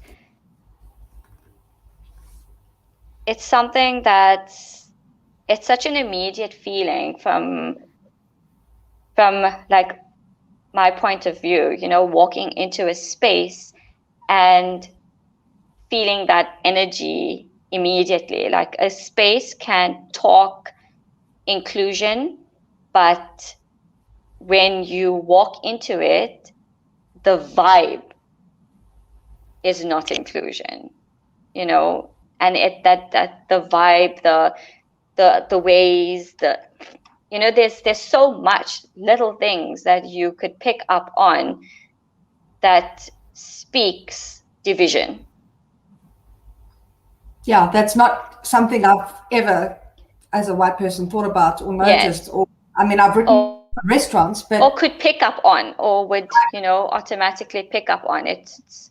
Yeah, I can't even go back and add that to my reviews because I don't know who was in the place. It's Yes, not yes. something that I like take any notice of. So that was definitely very educational for me and something that I will take forward with my next reviews if it needs to be mentioned. Yeah, cool. So let's go on now um, onto healthy eating. Dun, dun, dun. And this is something I've learned so much in the last few weeks. I'm doing a health challenge with Helen. There was also a live video on that recently. And I've lost 2 kilograms in 2 weeks and I'm eating like a piggy. But I'm eating all the right things at the right time. And it's interesting because I've always considered myself to be a healthy eater. And I think maybe compared to a lot of other people, maybe I am quite a healthy eater. But it's made me really take a good look at what I'm putting into my body. And now I'm eating very well, very healthily all day, every day. But I've kind of hit a bit of a challenge now with my husband's eating and he's Coke drinking, and my children's eating. So, like, I'm happy to eat salad all day. I never used to because my kids don't really eat salad. My husband's like, "What's this on my plate?" But now that I'm including salads, like I'm eating really, really healthily, and my kids are struggling to get all that stuff in. So it's just kind of opened my eyes into what I'm putting into my children's bodies. And I think if you look at some of the articles online, they talk about, I think, some of the American children, the stuff that they're eating all the time, like obesity in childhood. It's like a huge, huge problem. I think maybe here as well, but I think particularly in America. I'm not sure about the statistics with how that is, but I think my husband did tell me about that in America. It does seem to be on the increase and quite, they're seeing it as quite a serious problem that they need to address. I think on healthy eating, firstly, we have to decide, like, what is healthy? What's your definition of healthy for your body? And it comes back to also for in your culture, in your belief system, it's like salad or boiled or baked foods may not be seen as feasible, or like it's not a staple in some cultures. And so, like, what is healthy? It's not just having uncooked veggies, which is now the overall definition of what healthy eating is. So I think that's an important thing, is to see for your family, for your body, how your body works. What is best for your body, what's best for your lifestyle, what's best for your living ways, in the way you cook I don't know if you understand what I'm saying. Yeah, well, I mean, every family is going to be different for sure. Yeah. But I've had my kids complain to me because they say, "Mommy, this is what everybody else is getting in their lunchbox. Like so and so only gets chips and Tinkies." And I'm like, Yeah. "Oh, and I give my kids one treat in their lunchbox at school every day. It's either a Tinky or like those little, what are they, like little fruit sweets? Those berry things in the strips. Yes. I'll give them one treat and then Like usually the safari fruit sticks. Yeah. And I don't think my kids' lunchboxes are that healthy. But it's not just chips and Tinkies. But what I wanted to highlight in this topic is not so much what we should be feeding our children. I think that's something that each family needs to kind of look at deeply themselves and figure out for themselves what's healthy and what's not. But it's more the relationship with food and yes, and education around food. Like, what I know in school, usually there is a theme that's based on healthy eating. So you get healthy foods and then you get unhealthy foods. So, and I think most of it is just based on foods that are high in sugar. Yes, definitely. And then those that probably lead to cholesterol and, and blood pressure. So you're talking like salt and, those kinds of things. So I don't think it's specifically like only eat vegetables or only eat steamed vegetables. It's about eliminating those inner things, or moderating those inner things that are causing the actual problem of, the unhealthiness within our bodies. Yeah, definitely. And I think I in the last few weeks now, through the work that I've done with this health coach, I have come to understand that my relationship with food was a lot more unhealthy than I thought. And I associate food with comfort eating. And, you had a bad day. I'm going to get into bed. I'm going to watch some Netflix. I'm going to get a nice big packet of Lay's. I'm going to get some cream cheese, and I'm going to get a glass of Coke. I'm going to sit there and I'm going to just feel better. Yeah. Not so healthy. And I think the things that we teach our children in childhood, like we've already explained with the values, the things that we put in our children's plate and the way that we teach our children about eating, this is going to impact their relationship with food for the rest of their life. I realized that when I left home, I made food exactly like my mother made food, which wasn't seriously unhealthy. It wasn't junk food all the time, but it was a lot of carbs. It was a lot of, starchy carbs like potato and rice and stuff like that, pasta, which is not that healthy. And I can see now that we also, we use food as a way to reward our children. Oh, you've done so good in your test. Here's a chocolate. Yes. Oh, you're feeling sad. Have a Tinky. And that encourages emotional eating. Totally. And also, as I've mentioned before, I'm a recovering alcoholic and addict. And I've been in treatment for a year as a patient, and I've spent a year working in a treatment facility, living and working in it as the house manager. And I've seen quite a few interesting things. And I can tell you right now that food, even like me, I'm not a food addict, but there were anorexics, bulimics, overeaters, all of that were in the treatment facility. But I've come to see quite clearly how a lot of people have got a very unhealthy relationship with food, and they don't even know it. So, I think that looking at healthy eating and kind of implementing that in your house as per your values and your culture or whatever, you need to figure that bit out for yourself. I'm not a health coach, but I will. Yes. What I want to stress is that well-being and being a well-rounded individual, it's not just about values. It's not just about food, exercise. It's a holistic approach. So you need to look at everything, and eating is a big part of that. And in addition to that, I've also seen how not only do we eat based on our emotions, but how our eating affects how we are emotionally and how our energy levels are. How we behave, yes. Everything is so interlinked. So if you want to bring up a well-rounded child, eating is an important part of it. It's going to affect your child's moods. It's going to affect your child's weight. It's going to affect your child's self-esteem if they get all chubby. Not that there's anything wrong with a chubby child. I quite like those little toddler legs, those thighs. I just want to pinch them or nibble on them. Okay, I'm sounding a bit twisted here, but I think every child, especially in their teenage years, they get what's called puppy fat and stuff. But I'm not talking about that. I'm talking about children that eat very, very badly and get obese. This is going to really seriously affect your child's mental health as well, not just physical health.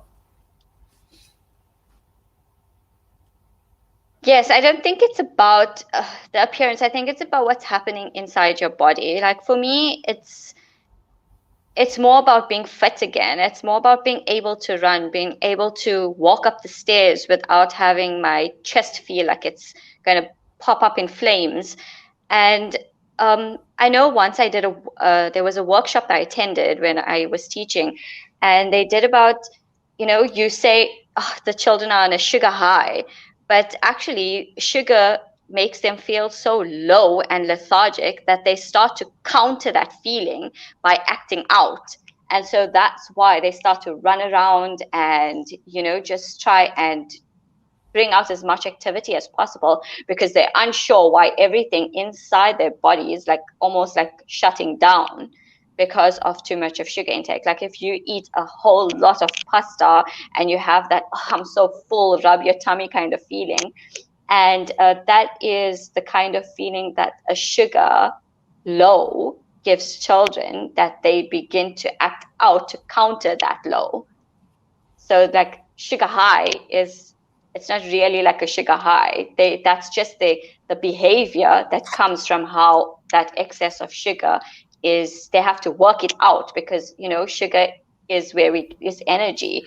Well, I'm not a nutritionist or like an expert in this, but from the workshop, this is what I've picked up on.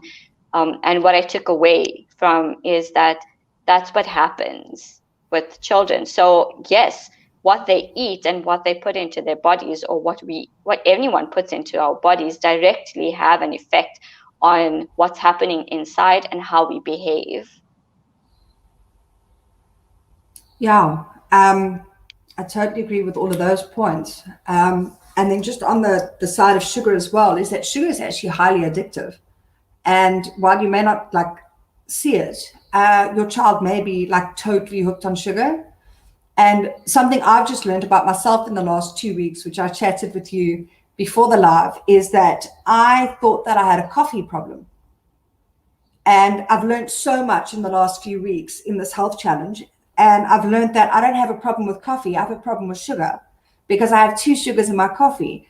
And my health coach suggested I use xylitol instead of sugar. And I did that. And now I don't want the coffee, because it just doesn't give me what I need. So it's not the caffeine that I'm addicted to. I was drinking 4, 5, 6 cups of coffee a day for the last, 30 years, 20 years. And I've always thought that it's the coffee and the caffeine, and it's not. It's the sugar that my body wants. That's so interesting. Now I'm allowing myself 1 cup of coffee with sugar in the morning, because I actually went through serious withdrawal symptoms. Hey, I got such a migraine last week. I was like completely debilitated. I couldn't do a thing. And it's from the sugar. And that is a reality. That the relapse is truly there. It is an addiction. It is. And I had a poll the other day on my stories where I asked, sugar should be treated as any other addiction, because it really is like that. And with children, I think with Ursuline, we had a phase we went through where he was having like too much of sugar, because he was refusing to eat anything else. And where we thought that, well, it doesn't matter what he's eating as long as he's eating, because he's not eating anything. So no matter what we give him, as long as there's something going into his system. We didn't realize that it actually created a whole brewery in his gut. So it was such a long road of recovery for him. And, I've seen it firsthand, like the difference in meals and having, like wholesome meals, and what a big difference it made in his behavior, in the way he felt, in how he dealt with things. And, it was such a huge difference. So that is something that is so important to me, when, daily, that I have to make sure that at least once a day, because it is still a battle. It is still a battle. At least once a day, there's a full wholesome meal for him. And it is such a big thing to get vegetables in. So there's so many ways now to hide them and get them in. And it's something that you have to do. So he loves basmati rice. So in everything that he at least every second day, he must have a meal that's with basmati rice. So what I do is I just, in our curry, I make normal curries for us. And from there, I'll put maybe like a carrot or, the potatoes. And then I'll take just the potatoes and the carrots out and mash it up in with the rice. And then he'll eat that. And that is a healthy meal. for him for that day, and he has he loves Wheat Bix, so he has that bowl of porridge in the morning. But I mean, I can count on maybe one hand the things that he eats and how I have to work them in. And it's not where he'll willingly eat these things. Also, it's like every day has to be, like we have to have a menu with pictures on it, and like today is Tuesday, so this is what you said, that's for Tuesday for lunch, so that's what I've made for you, and that's what you're gonna have to eat. And and it also comes to another topic where, bribery and incentive. So that's a big thing. I did do a post on that, and it's also very large like subject. What is bribery? What comes of it, and what is actually offering an incentive and empowering the child? Yeah, I mean, once again, it's about finding the sweet spot between the two. And obviously, it's situational. Yeah, it really is in a lot of ways.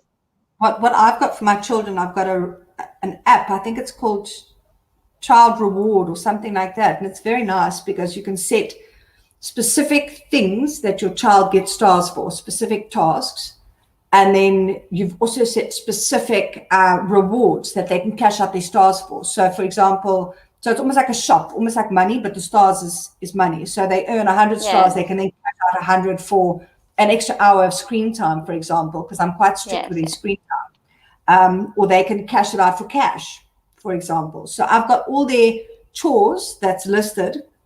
So the dishes and the laundry and this and exercise and eating well their dinner and stuff like that. And then at the end of every day in bed, I kind of award them all their stars for the day, or what they've achieved.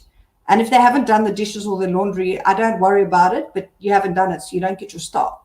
And they always want to earn lots and lots of stars. And then as soon as they've earned a certain amount, they can, if they've got the right amount, they can start cashing out. So they've got this whole thing, and there's a competition between the two of them going. And I find that's kind of a nice system that I've got. So I don't buy them. I buy them sweets on a Friday because we have a Friday night movie night. But if we go shopping, I don't buy them sweets or chips or anything. They've got to cash out. They've got to get their own money, and they've got to go buy whatever they want themselves. But I do have a limit on that. They can't just take $100. It's like blow the lot on sweets. My daughter always wants to do that. My son wants to save everything. They're so different. But they can do things like bake a cake with me or go down for an ice cream to the cafe. We love doing that. And we sit and have an ice cream. But most of it is not food-based. Yes.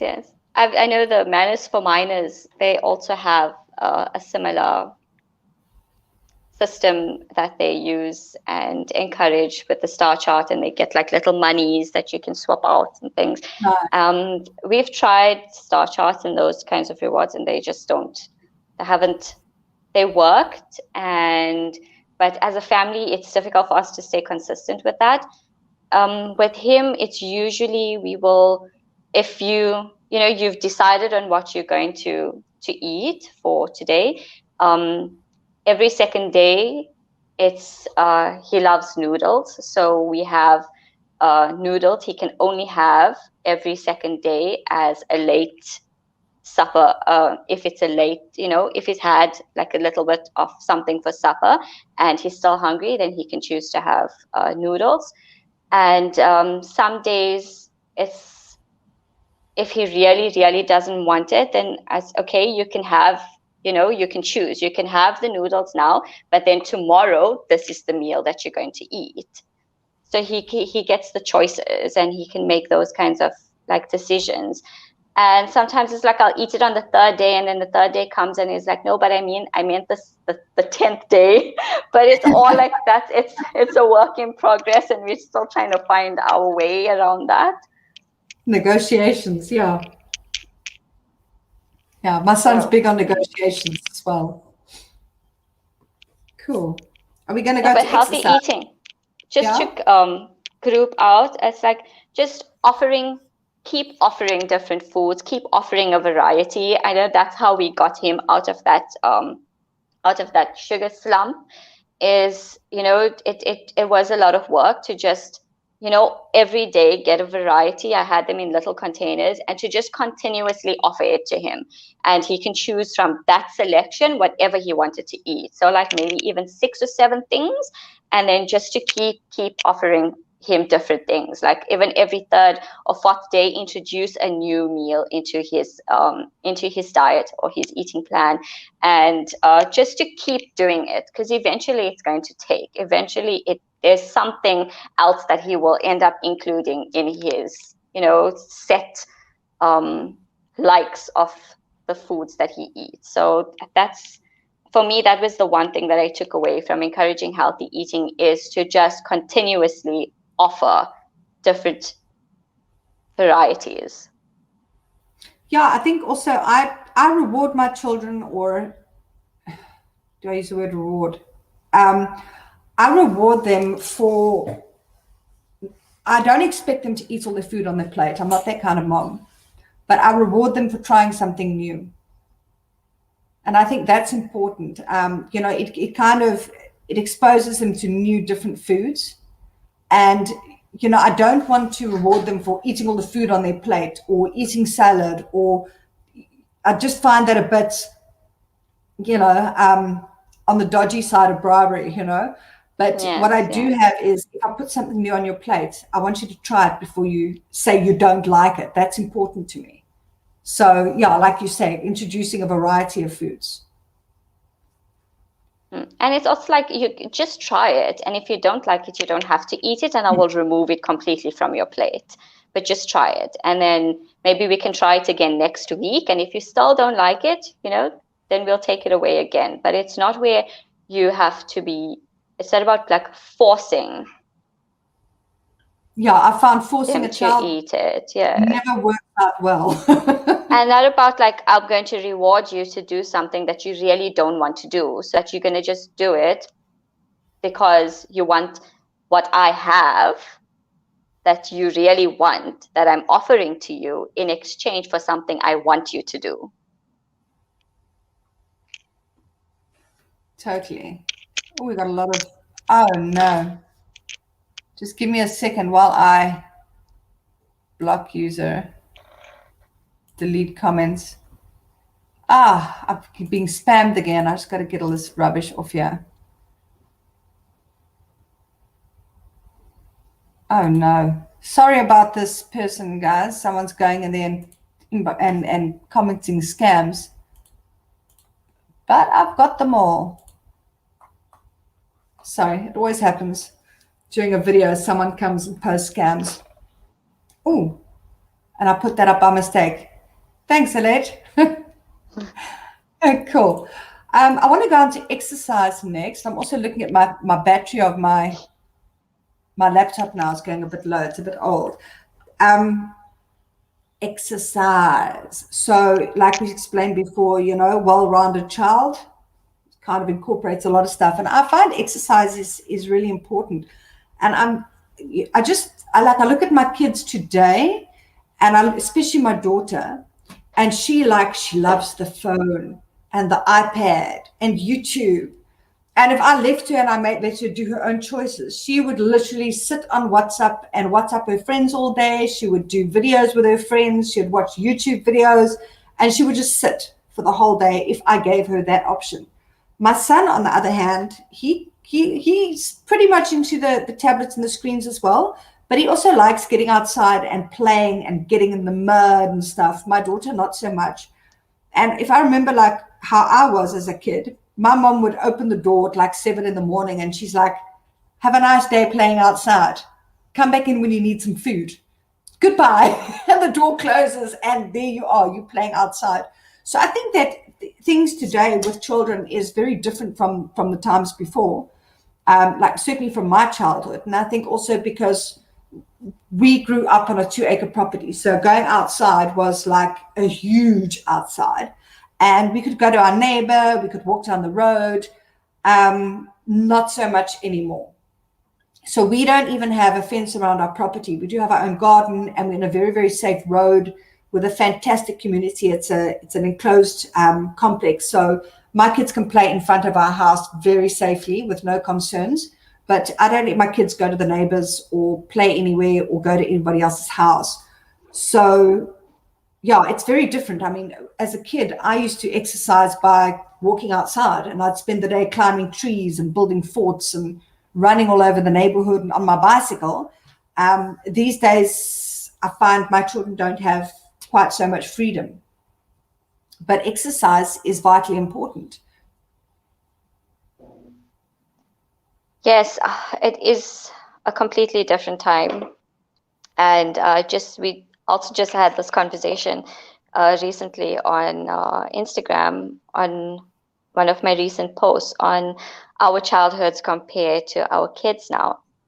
We're also left to be bored, so we could come up with amazing games. And children these days, well, not children these days generally, but like a lot of instances where they don't want to feel bored, and we are always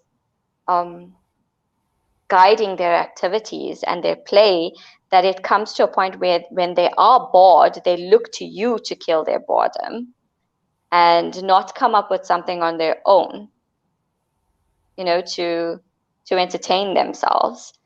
I think that is also something that I try as much as possible to do. Is if my son comes to me and says, I'm bored, I'm like, okay, so let's look at what you have around you and let's see what you want. What do you want to do?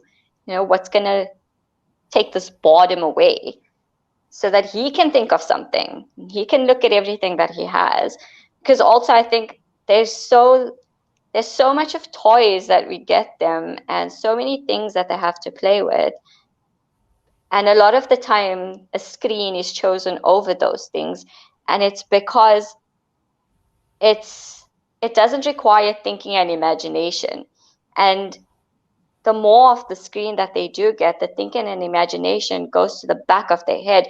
So no matter how much they're exposed to, a lot of them don't know what to do with it.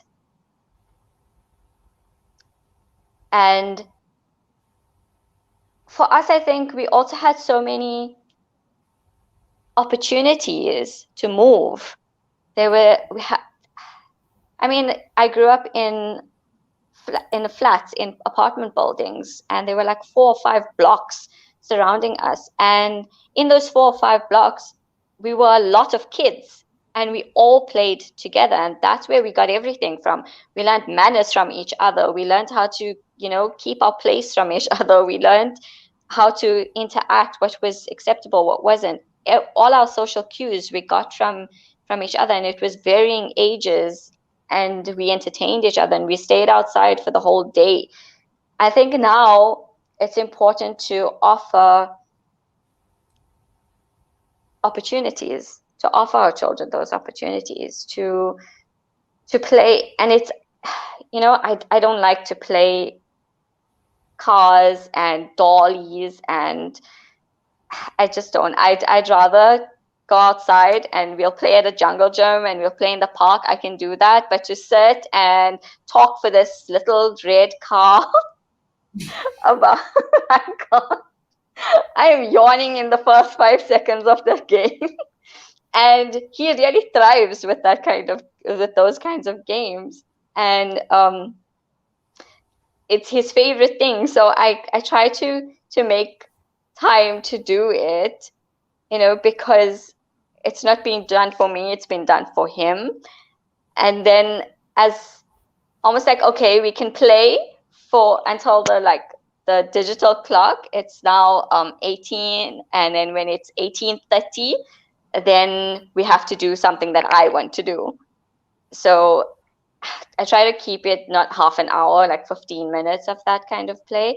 And then maybe sometimes like, okay, I'm going to do 15 minutes with you. And then after that, you have to do like 15 minutes on your own.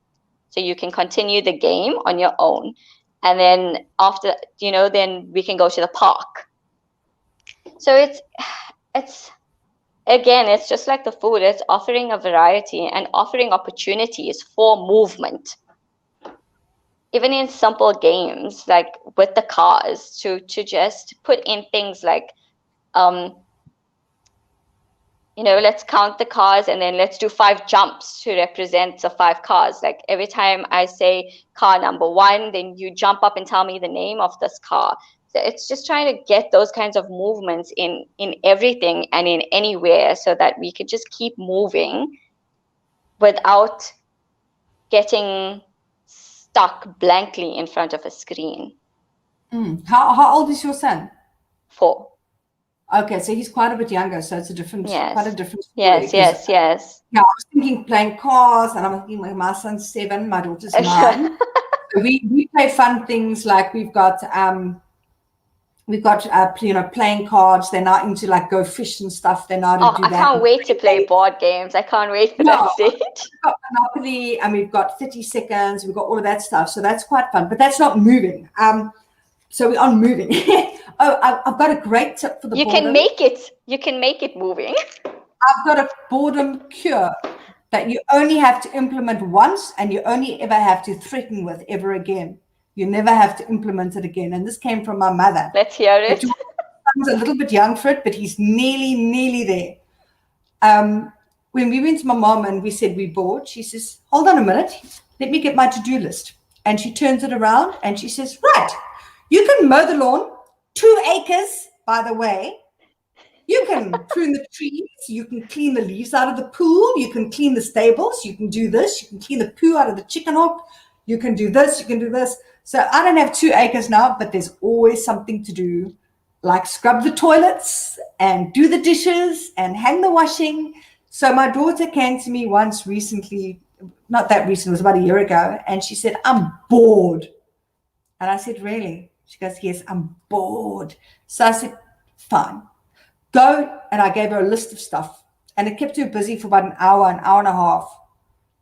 And I tell you, she came to me about a couple of months later. She says, Mommy, I'm bored. I said, are you sure? She goes, no, I'm not bored. No, I'm fine. I'm absolutely fine. And the closest she's come to saying she's bored again is going, and then she leaves it. My son has said he's bored once, and she went to him and said, don't do that. Don't do that. So when they come to me and they say they're bored, I say, you can either find something to do, or I will find you something. I tell you, those kids build forts. They do like loads of stuff. Super. So keep that one in your arsenal. It's fantastic. I'm just hoping it doesn't create a negative view on those kinds of chores, because then when I really need him to do it, he's going to run and go build a fort. Yeah, totally. So that works beautifully. But when it comes to exercise for us, thankfully, my son, I don't have any problems. I mean, even stuck in lockdown, he'll climb up the burger bars and jump off. I mean, he's like a monkey. So but with my daughter, I have to be a little bit more enthusiastic. And one of the things we love doing, and I do with my kids every day, is I take them on the beach for a walk. Thankfully, we literally live right on the beach. We just have to walk out our door and the footsteps. So we take an afternoon walk after they finish their homework and they've had their lunch. And after I've finished my work for the day and I'm feeling all tense, we all get out and we take it doesn't have to be far even, sometimes it's just like not even a kilometer. Sometimes it's 3 kilometers, and we just take a walk down the beach and back. Fresh air is a wonderful reset. And it's good for me as well. And I think that's one thing that, about exercising and making sure your children get exercise. Quite frankly, we need it too. So just combine the two, and, you can put movement. Yes, you can put movement into anything. Like I know in the classroom, we would always have brain breaks. So, you have to, even just like simple counting with do 5 star jumps, or let's all go under the table. Let's all go on top of the table. Let's all stand next to our chairs. It's just breaking in those moments to include some sort of movement. Even when my little one, when he watches TV or anything, we always do a side activity, but we've always done this. So he's never, ever just sitting and, completely engrossed in what he's watching. We're always doing a side activity. And he sometimes watches, if he's got his screen time in the evenings, the phone, and he'll be watching it, but he'll be doing like flip overs, and he'll be watching it upside down, so his legs will be climbing up the wall. And I'm grateful and privileged in that way that he's always moving. Yeah, my And son's like that. I think it's a boy thing. They just can't. They've got like a bee in their bonnet. So it's a great tool, it's a great, I don't know what to call it, but it's something good to have. It's something good to have that avoids you from just, zoning into screen time in almost like, they call it like a zombie fashion, where you have something to keep your mind and your body busy in the process. Yeah, totally. Like even for us, working in front of a laptop all the time or in the office, it's good to have something there that can, every an hour or so that you can use to stimulate your brain, that you can do some brain break hand, things. It's exercise is not just for, like gross motor skills. It's exercise to exercise your brain, to exercise your cardio, your heart. It's to exercise your body as a whole in many different ways. Yeah, definitely. I totally agree with you on that. I think just physically moving is good for everybody. Like you say, I have to get up from my desk every 40 minutes or so. Otherwise, my sciatica starts putting shooty pains down my ass. So I've got to kind of keep moving. No, it's bad. I'm fine if I get up every now and then, but if I sit still, then my sciatica kind of flares up.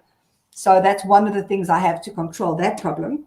And then the other thing is, I'm big on, I do a lot of work. So I work the whole morning while the kids are at school. And then I take a break to fetch them, do shopping, come home, do homework. And then after they finish their homework, they can have an hour of screen time each, which means I can get maybe another hour or two of work done in the afternoon. And then after that, I like to get out and exercise. But so a lot of the time that I spend during the week is very routine based, because I have to get so much done. They've got to get, the amount of schoolwork these young kids do is absolutely insane. My daughter's 9 in grade 4, and I'm getting stressed out about her assignments. So, I think for me, it's about when I'm not working and when I'm not busy with homework and cooking and cleaning, I like to make sure that I'm doing something with my children that's healthy and beneficial for all of us. So it's walking outside, it's playing a game together, it's sort of togetherness. So things like taking a hike as a family on the weekend, that gets like a big tick in my box, that sort of thing. I love that. Yeah. And then also, I think with older kids at school, my mom, I don't know if it was my mom or if it was the school that had the rule, but we had to do one summer sport, one winter sport. We could do more, but we had to do minimum that. And one of the sports had to be a team sport. So, you could do some swimming in summer, but then in winter you had to do netball or hockey or something like that. And I've implemented the same rule with my kids. They have to partake in sport. And I think it's, with a team sport, it's not just about the physical exercise, but you learn so much working in a team. That team spirit is really important. Yes, that is very important. I don't know how that will work for an introvert. Yeah, my daughter struggles with it. She doesn't enjoy the team sport. In fact, now this winter, she said she didn't want to do any sport. And because of my workload and because of everything is just so overwhelming and hectic at the moment, I said, you can skip winter sport this year because I've had it. So I said, there's a lot of other things. Yes, there's so many. There's a variety of things that you can do now to fulfill those things. It's not necessarily, it doesn't have to be one specific thing that, to fulfill those exercise needs, those gross motor skills, that sense of teamwork. And so I think that's great, is that there are many things that you can find which is best suited, for you, for your little one, for their personalities and stuff, where you can get those things. Yeah, yeah. Well, her From friends are coming over this afternoon, and they're going to be baking blueberry muffins. Yum. Yeah, I'm just thinking about all the sugar on my kitchen counter and my floor, but I can just clean it up. Last time they made it, they told me that I'm not allowed to be there.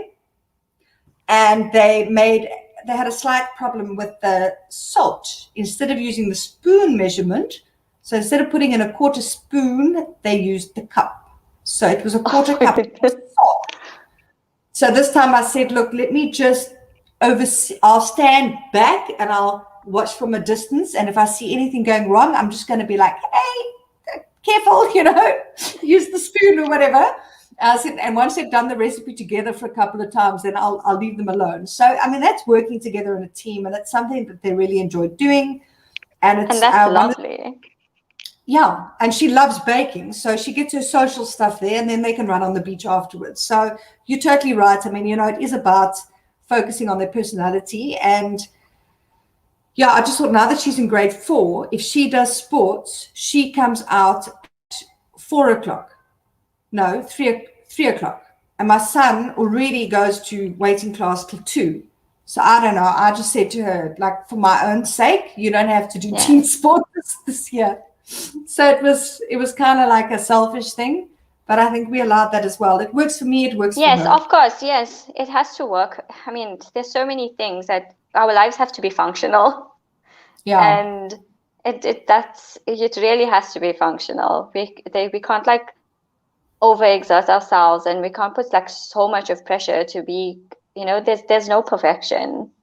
That word is just put there to make us go crazy to reach something that really doesn't exist. It just has to be the best thing that works for everyone around you and within your love group, There's a slogan from recovery that we say all the time, and whenever someone says perfection, my mind replaces it with this mantra: it's progress, not perfection. And I like that. That's much nicer. And it's ongoing. There's no destination really. Every single day, no matter what age, no matter how much experience you have, the world's changing. Everything's evolving around us. So it's always progress. It's always on a journey somewhere. Definitely. Well, I'm getting concerned about my battery of my laptop now. So let's skip to wrap it up. Boom, mental health, because this is something that mental health is something very close to my heart, because I am a recovering alcoholic and drug addict, and I have bipolar disorder, so I've got to manage that as well. So I'm not a stranger to mental health difficulties, and I had postnatal depression after the birth of my first baby, and I believe that there's an increase now in mental health problems in children, or maybe like you've highlighted, maybe it's just something that's being more spoken about. So it's something that we're seeing more, but is not increased. But I do think that I personally feel that mental health disorders are on the rise throughout society, all over the entire world, and every age group. I think, things like this pandemic is going to have a huge effect on mental health. And also just the way that the world is going with so many high expectations and so many unrealistic expectations. I mean, talk about Instagram. I hate Instagram, by the way. I really do. So. Maybe it's because I'm not very Instagrammable. I've got like these fat rolls, and I don't take beautiful pictures, and I've got like all wrinkles, and I don't edit my photos, and I just don't like the feel on Instagram. I don't fit there, I actually did something so good for my own mental health recently. I actually removed Instagram from my rate card, and it felt so good. Because I don't actually like working on Instagram. I don't mind being there, and I don't mind engaging with people, but I just wanted to take that thing out of it, I don't know if that makes sense. But for my mental health, it was really, really cool. I really enjoyed doing that. Oh, that's such a... I don't like that that there are people, because it's not the space, it's not the tool, it's individuals, it's humans that make other people feel that way. That's what it is. It's everyone trying to they've given judgment that this is how it should look, and if no one fits in this box, then it's almost like it's just like how I said, there may be inclusion, but the vibe that you get is not inclusive. It's not inclusive, and I think that's a great example of that. It's may speak inclusion, and it may be a wonderful platform, but the people that are there give off that sense of division, of you're not welcome if it's not if it doesn't look in this way that we've all conformed to. And if you don't conform to that, then you're going to be made to feel unwelcome.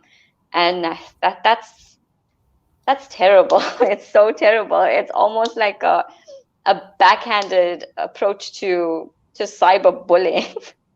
Well, I've shared this so many times with so many people and in so many videos, but because it's just so like in your face, I think it was a year or two ago, I had somebody inbox me on Instagram. Now, I don't know who everybody is. I don't follow everybody because I'm just not that type of person. I just don't have time to get everywhere. But I had somebody inbox me on Instagram. It was a female blogger in South Africa. I can't even remember who it was. And she inboxed me with a helpful hint, like a tip.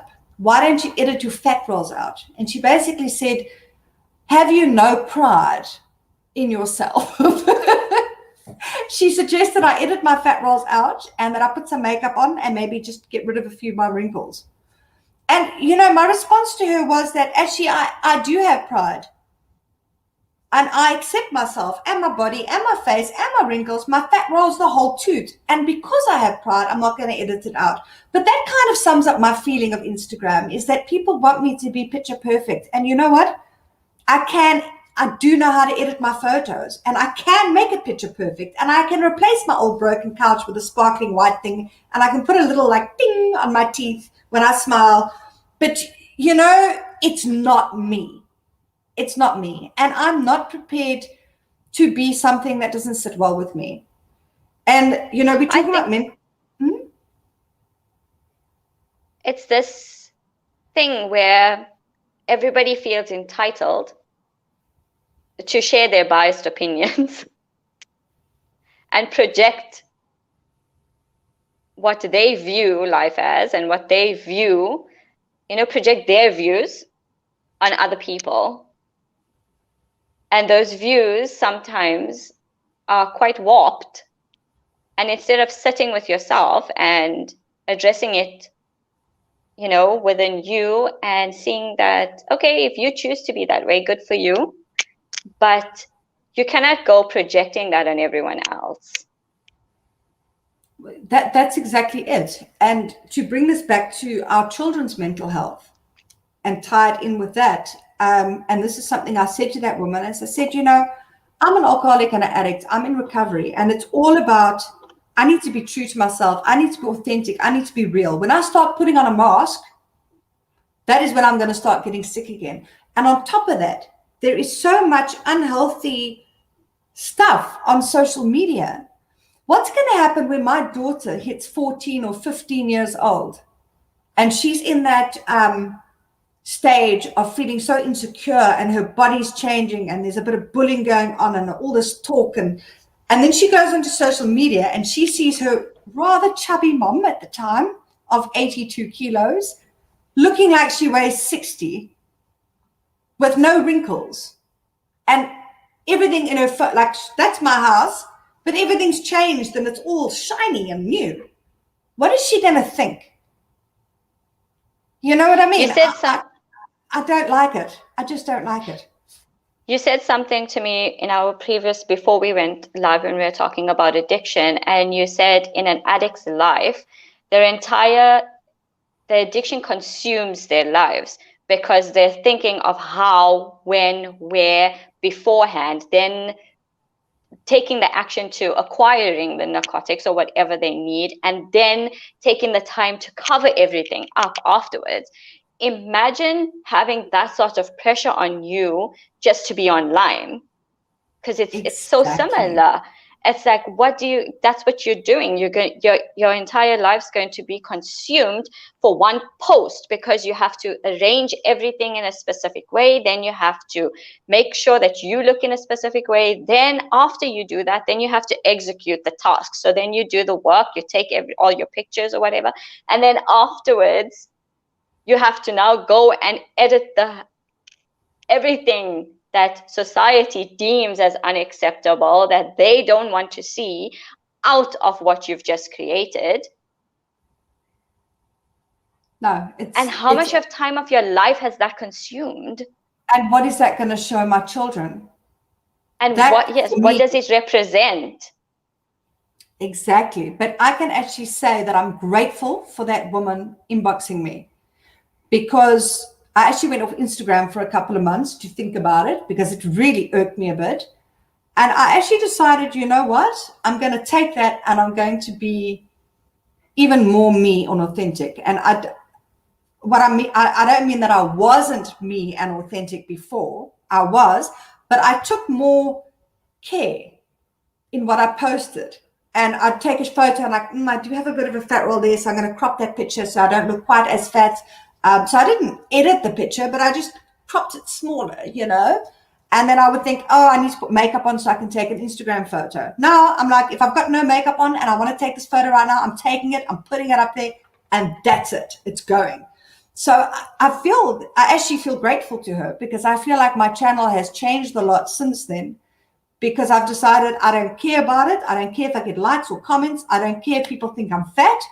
I'm going to put that photo up because it's saying what I want to say. If you don't like it, please scroll, unfollow, block.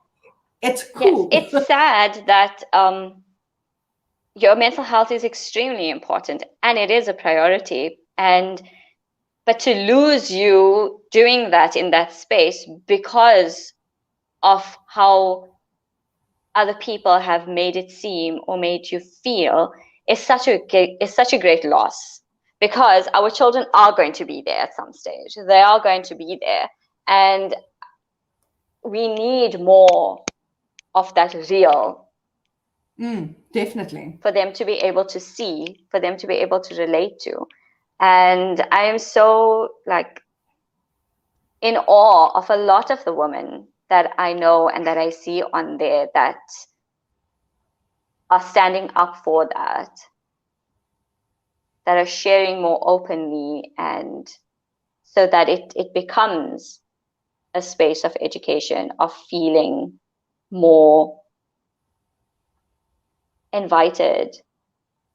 Yeah, totally. Rather than cast out because you don't fit into the box. And don't get me wrong, some of those photos are beautiful. I mean, it's really done nicely. Yeah. But that belongs in a glossy magazine with supermodels and fakeness. But I think also there's a difference between creative and masking. Yes. There's an art to creativity. There's an art to making beautiful photos, but also showing authenticity and the rawness, and not I've always been afraid of photo shoots. I've always felt like I don't want to go for a photo shoot. I'd rather take my own photos, because I don't want to go for a photo shoot and then they take all these photos and then they send them to me, and I don't recognize this person. Yes. I may see that this is now what's portrayed as me being beautiful. But then I think how much of me as I am has been edited out of that, and I'll never know that. I'll never know how much of me has been edited out of that for me to look the way that image is given to me. So I've always had this thing about photo shoots and how much of me will be edited, and what view will that give me of myself, from looking at that. And is that, do I have the potential to look like that? And then how much of effort is it going to take out of my life to be that way? And do I want to? You know, at the end of the day, I just want to be me. My recommendation is train your 5-year-old to use your phone. That's what I've done. My 9-year-old and my 7-year-old are my photographers. And that's the way it goes, because I don't have anybody else here. So they take my photos. I either do selfies or they take photos for me. So that's my photographers. It works well for me. It gives us something to do together. And sometimes I pay them a little bit of money.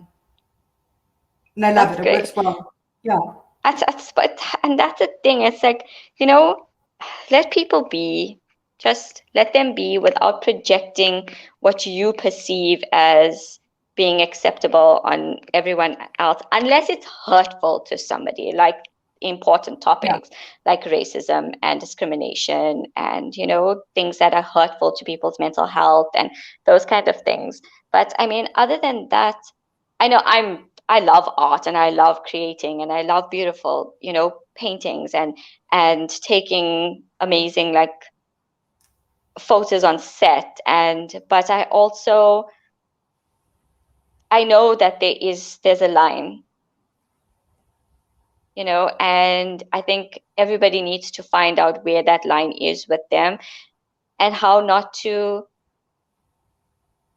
you know, what impact it's going to have. I think it's what it represents, but at the end of the day, the impact.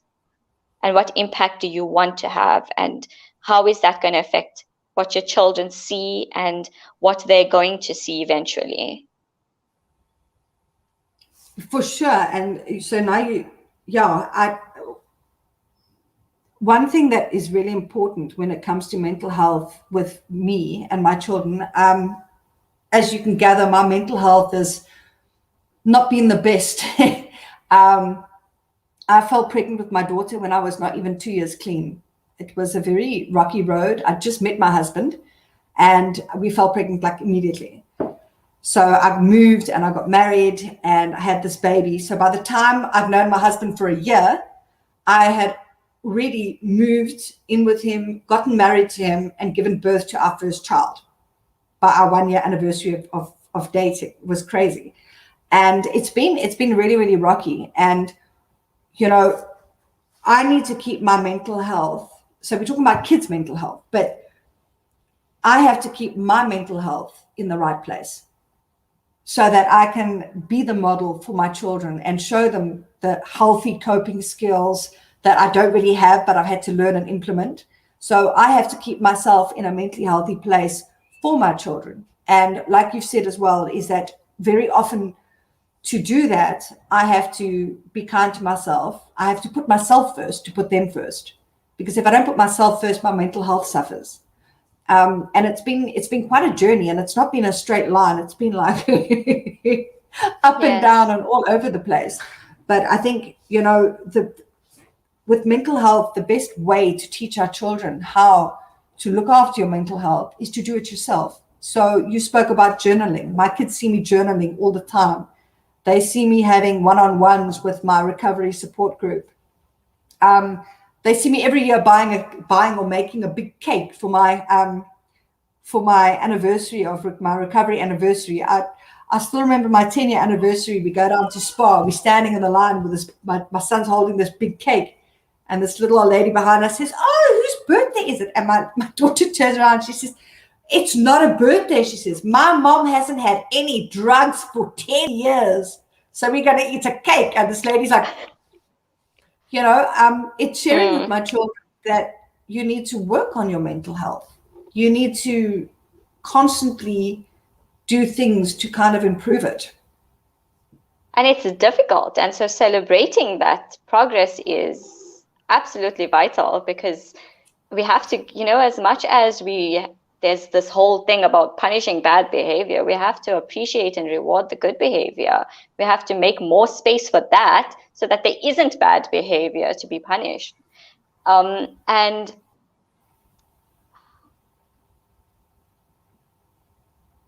I don't even know. Again. You lost it. That's cool. Let's see what else I got here. So we're talking about social media, and I just want to bring that in. You said earlier on about kids on screen time being zombies, and I got it. Can I just pass? Yes. Yes. I was going to say that, you know, it's not about do what I tell you to do and not what I do. You know, it's certainly that they're going to do what you do and not what you tell them to do. It's what you do and then conversations that come about from what you do, rather than telling them what to do and then having the conversations after things go wrong because you're not modeling that same behavior. Lynn, my battery's on 5% and the screen's gone dark, so it's probably going to die also soon. On running low. So I just wanted to reply on that. I hear so many parents saying, do what I say, not what I do. And I hate that saying. I mean, it's just like, yeah, it makes absolutely no sense to me. We need to be the people that we want our children to grow into. And it's as simple as that.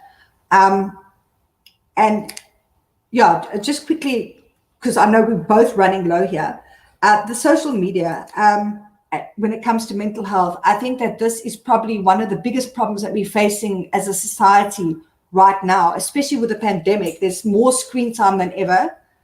The way that I survived through lockdown and work was to give my kids the tablet. I mean, I had no other option. So they sit, instead of the little amount that they're allowed every day, their limit, they sit there for 3, 4, 5 hours watching YouTube. But I had to do what I had to do to survive. But this has an effect. And I don't like YouTube. I don't like the stuff they watch. My husband and I argue about that. But the cyberbullying and the dangers at the moment, I think it's sky high, and it scares me. And the clickbait. Yeah. It really is sad. And then it's a lot of things where, all of that leads to the foundation. Like set a good foundation with your values, and everything is so interlinked that you have to work so hard on those foundations of being honest, of coming, forward with those kinds of experiences, that if those things pop up, you're open enough to talk about it. Then it's on 1% and I think it's going to die. Ladies, Ferhensha is going to be disappearing soon. So I'm just going to say, Ferhensha, thank you so much. It's been absolutely amazing having you here today. If you pop out, I'm going to start choosing the winners. I'll just let you know who they are. Super. Thank you so much for having me. It was an amazing conversation, and I know there must have been so many things left out. Well, you can't cover this in just a minute. So yeah, totally. And Ferhensha has left the video. Okay, so I'm going to go and just say Amina Khan. Let me just write down your Amina Khan. You're going to win 1 set of activity books. And we've got Mandisa. Just going to write down your name quick. Wow, that's an interesting surname. I don't even know how to begin pronouncing that. Mandisa and Amina, you've both won a set of activity books from Ferhensha. You can either inbox my page, or you can email me at lynne@kaboutjie.com, and I will arrange your prize for you. Ladies, thank you so much for taking part in this video and for all your comments. There were so many, I couldn't go through them, but I will be replying to them when I can over the weekend. Have a fantastic weekend, and I'll catch up with you soon. Bye.